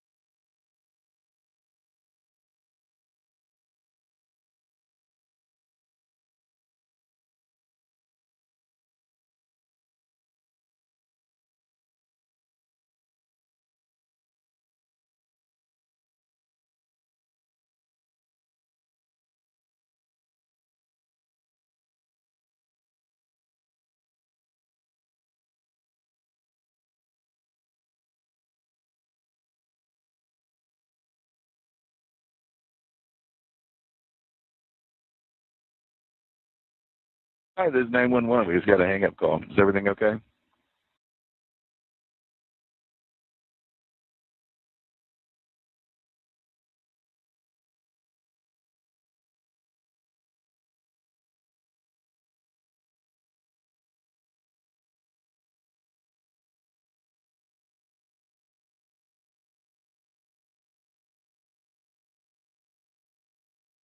Shit, I was muted. Sorry. I was muted. Look at that.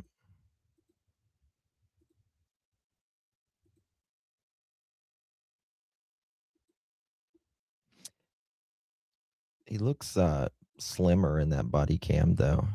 It'll be interesting to see if he threw away the stuff. That's what's going to be interesting. We already showed that as well. What's that? Two people that, you know, I've not seen this. A single person could say a bad word about them are killed in their home. Rob Misla is Spencer and Monique's brother-in-law. 1 week ago, his wife got the call that changed everything. It was her dad on the phone saying that Spencer is dead. And then finally I said, well, where's Monique? Where are the kids? And he said, well, Monique is dead too. A filmmaker, Misla captured their 2021 wedding at their Columbus home, where they were also murdered. Their two children, ages 4 and 1, asleep down the hall. We don't know how to tell a 4-year-old that they're never going to see their mom and your daddy again. Misla tells me he is hopeful the police will catch Spencer and Monique's killer soon. It just seems like it was not a random act. It seems a lot more intentional than that. Personal. Personal, yes. If you could say something to the person or persons who did this, what would it be? You think that They you knew just all along. took 2 lives, but you took so much more than that. You took a daughter and a son a brother and a sister, cousins, nieces, nephews, aunts, uncles, friends, and obviously two amazing parents, two just innocent children who will never know them again. So he just took so much more. Two people that, you know, not a single person could say a bad word about them are killed in their home. Rob Misla is Spencer and Monique's brother-in-law. 1 week ago, his wife got the call that changed. Hey, Babs, I just did a FOIA and I will have everything. I just did a FOIA, so hopefully I'll have it back Monday and we'll have it all then as well. Trying to see if there's anything else here. Did we show that?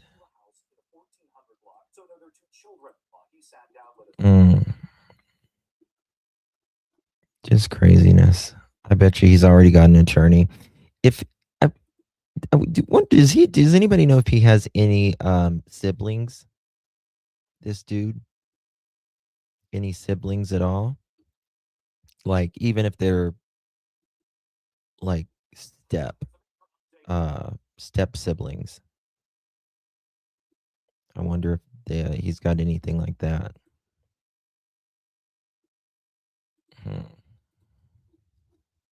Time will tell. Oh, we haven't showed this, I don't think. WV.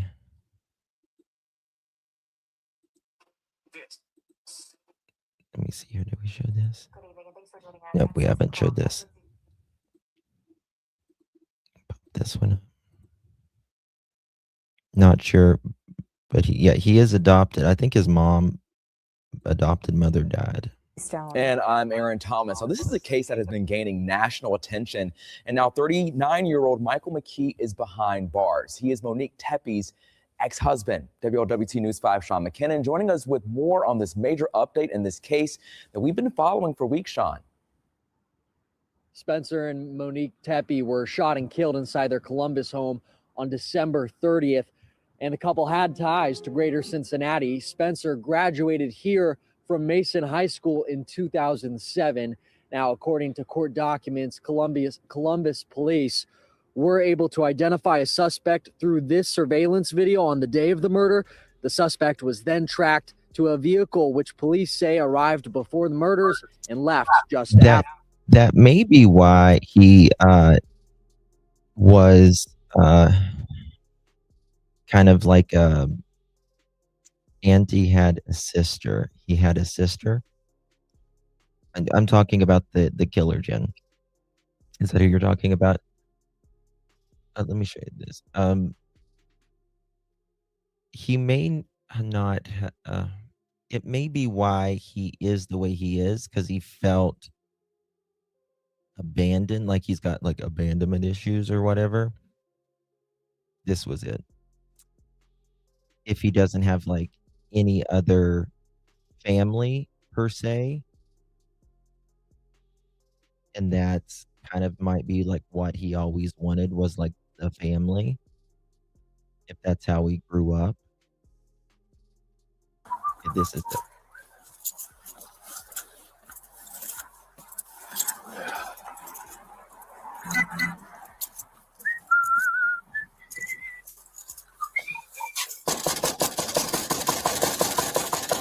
They're still alive, peekaboo? Yeah, 4-3.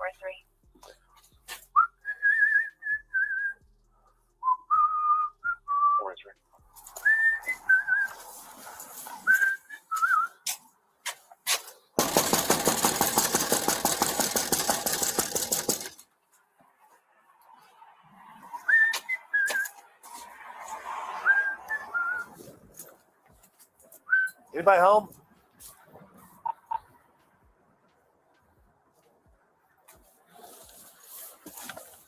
I need to look at that.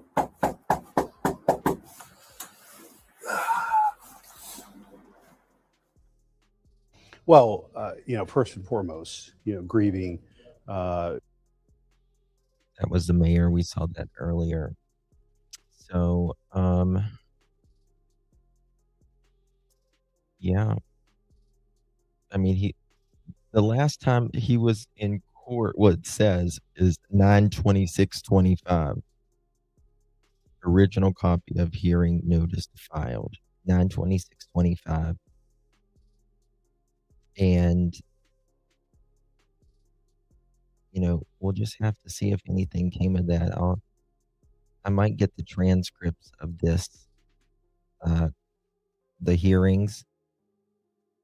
I think that would be good if we got the transcripts if we can, if they'll allow us to have them. I'll fight them on it and see if we can get it. But if we can get the transcripts on that, that would be very interesting to see what all the fuss, what all he was fussing about, because it just doesn't seem. I just don't understand over $1,200 fucking dollars at all. He's got. He's in here. The Columbus Dispatch. Ooh. Who is Michael McKee, ex-husband of Monique Tepe, charged in death?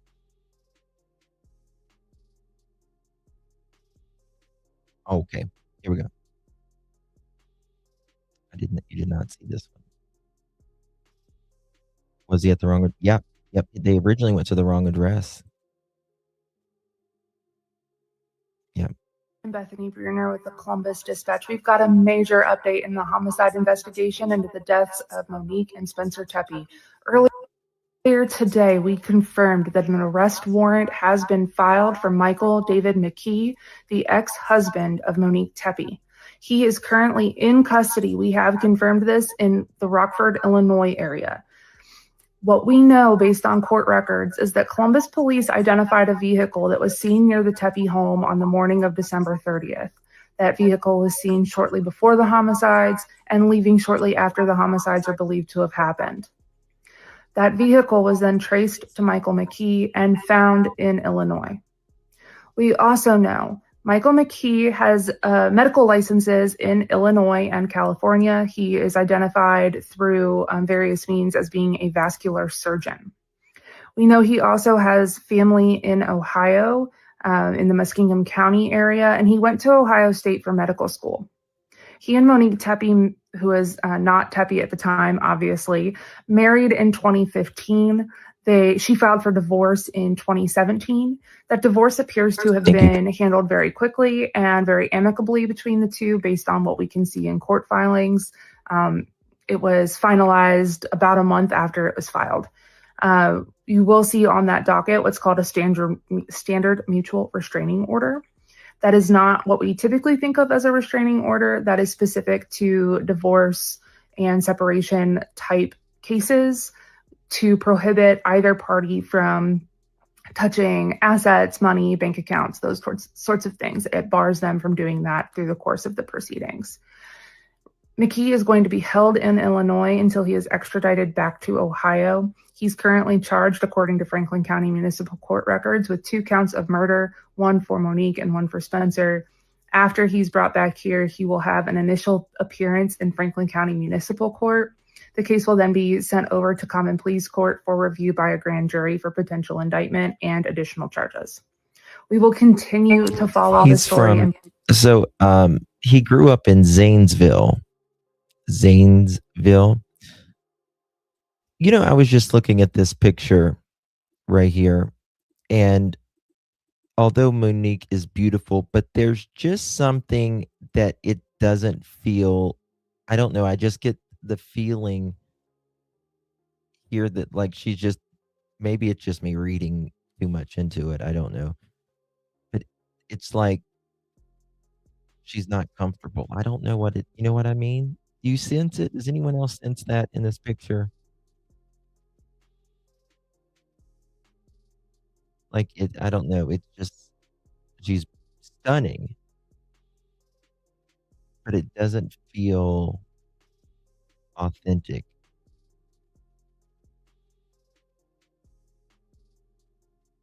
You know what I mean? Okay. I get the same feeling. Yes, 100%. Yeah. Like, she's gorgeous and everything, but it does not feel real. It doesn't feel authentic. I mean, truthfully, like, I think maybe he looks more happier than she. It's kind of a fake. I don't wanna say it's like a fake smile, but it is.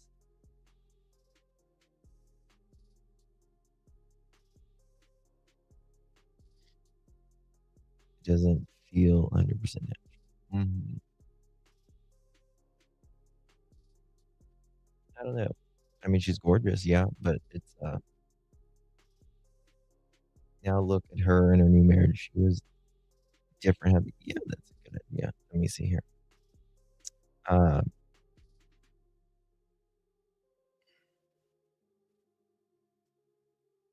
uh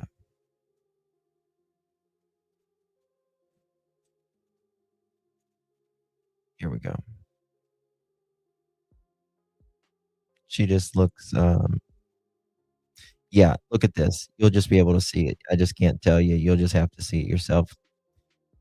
It's, there is she's authentic in this. You can just see it in every way. I'm gonna put them side by side, okay?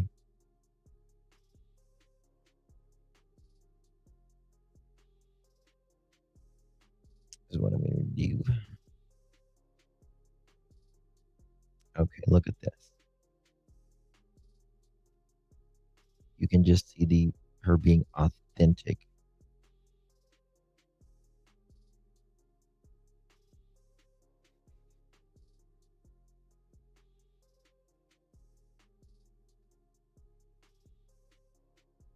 Okay, and then here is the next one. It's the real love. It's the love is, when you're comfortable. You know what I mean? And you can be silly and you can be yourself and you're not gonna be you don't gotta be so whatever. See the difference? See the difference? You see how here she's acting like it's a silly, genuine smile and how she's looking at him here and he's like, "Oh, that's love." Right? Like, they're comfortable here in this photo, in these 2 photos. You get it now? You get what I mean? I mean, like I said, she's beautiful in both, but there's just something in her eyes and her smile here that, it seems very forced more, and, it's for the photo.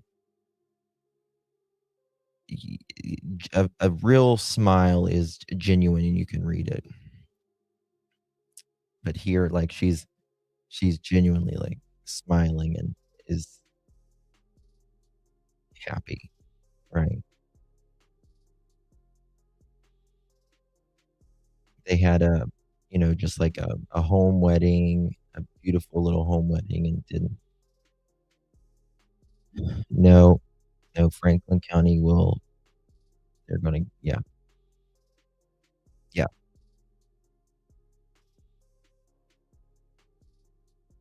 yeah, divorce can be ugly, it really can,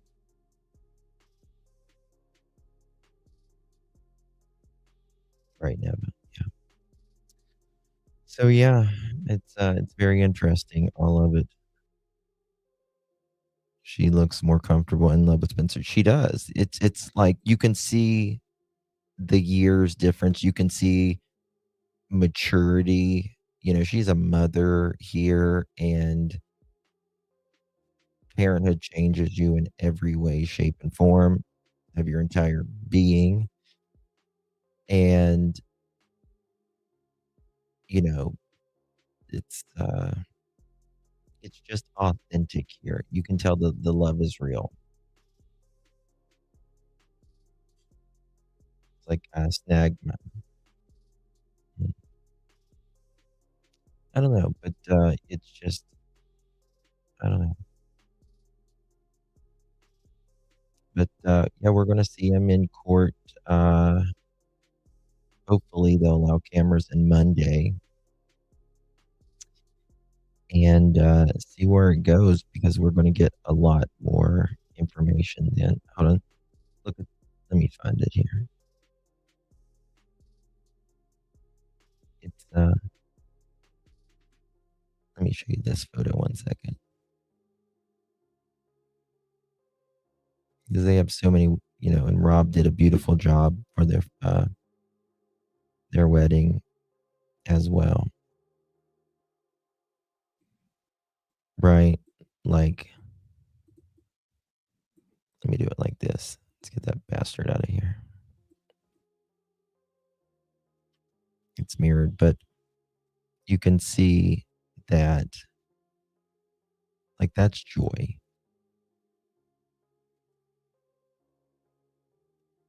Much happier with Spencer. Yeah. They both look forced out. Yeah. I mean, I think Michael, I think he actually looks a lot happier in that photo than she does. I think hers looks forced. In Spencer and Monique's, they both look happy. Then I was like, why is her dress different? You had a blonde moment, Tina. Welcome to my world. I constantly have tensions. Oh, I'm sorry. I think she's the one possibly pushed off the marriage because I don't know. They both look forced. Okay. Look at him too in the first big stiff performance. Well, he clearly is a jerk. I know, Mousy. I feel so bad for the kids. So bad. Shot her once and shot him at least 3 times. That's bad, man. Oh, hold on. What's this? Yep, got that. Okay. 1 second. Okay. Yep, 3:52 a.m. All right, guys. Well, I'm going to end it here. Oh, wait. Don't go anywhere.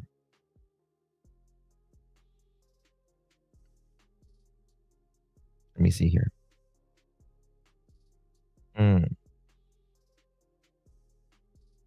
I've not seen this. Oh, I thought this was, wait a second. Let me look at something. 1 moment, please. Spencer Tepe. Can you see the friends on here? Dentist Stone Creek, 8 years, 8 months. Someone was saying that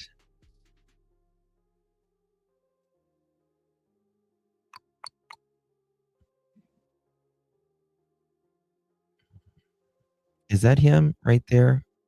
Is that his other name?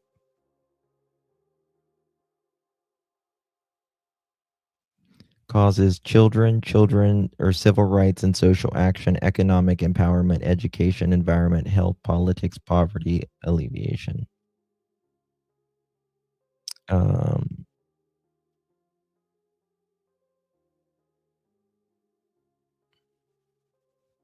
don't know. Mike. Oh, look at there. Is that the same Mike? Hold on. Wait a second.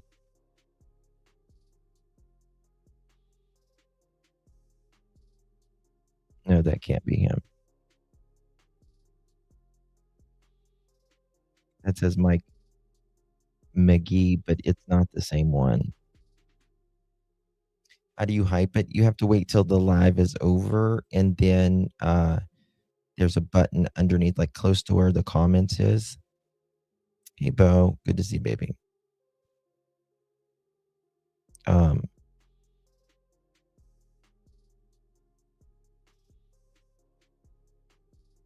Let's see here.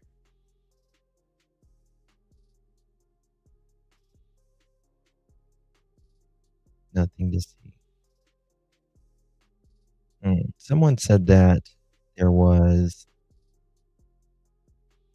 something on his profile. Andrew King. Honored to be included in such an exceptional group of young professionals as part of CYP's Columbus.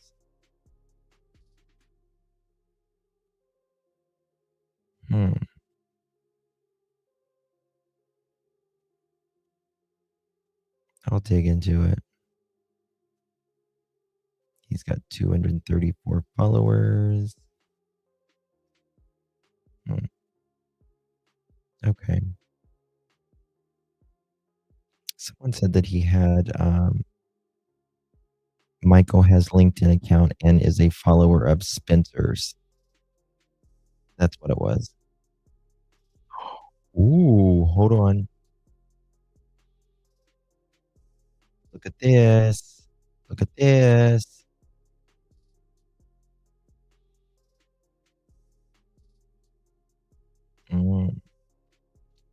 It puts the lotion on its skin. Right there he is.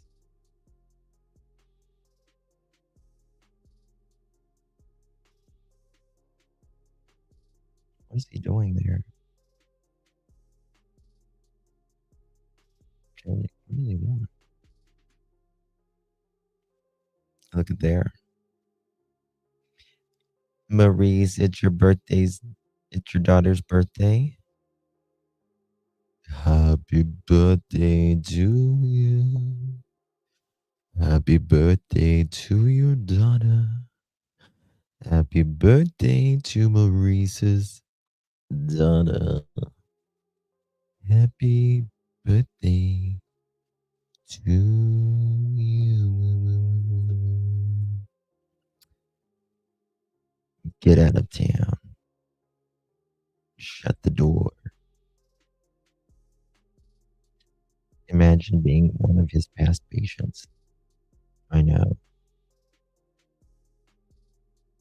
It's terrible. There he is with doing something.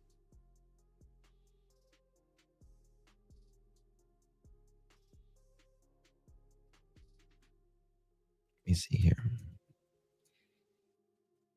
One more thing. Yep, I've got those. Make sure.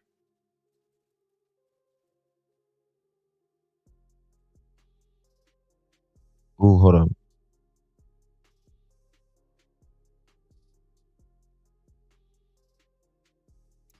Someone wrote, Michael bloated alcoholic face in his mugshot compared to this photo.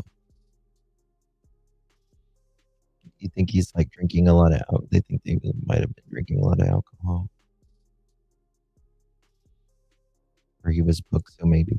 He lived in Chicago but worked at Rockdale where he was booked, maybe.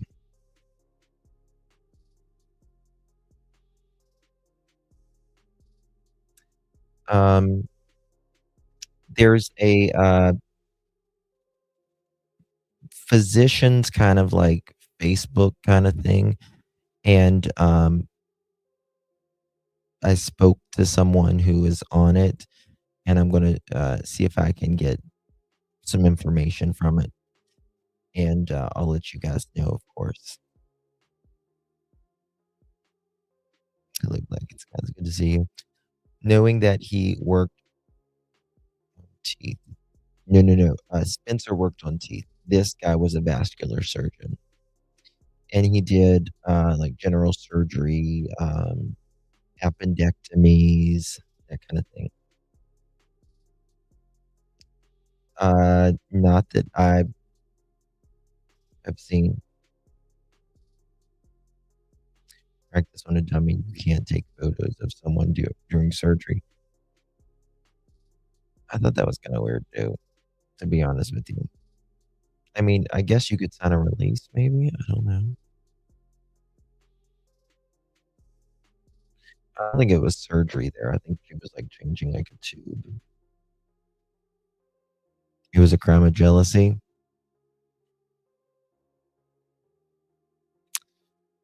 Maybe. Very possible. All right, my guys. Thank you so much for joining me. Love you all. Appreciate you very, very much. Make sure you're subscribed over to J for A. I might get on there in about an hour or so. Pearl and I may, party over there. I might party with my monkey. If you want to chill out with me and my monkey, we have a good time. They can only take a picture if a patient agrees already now. He may be able to work on himself when he goes to the penitentiary. Justin for All. It's called Justin for All. Or you can look up at J, just do the @ sign and then J, the number 4, and then A. And it'll say Justin for All. All right, guys, much love. Appreciate you guys. I will see you guys in the next one. If anything breaks, I'll be here. Count on it. Love you guys.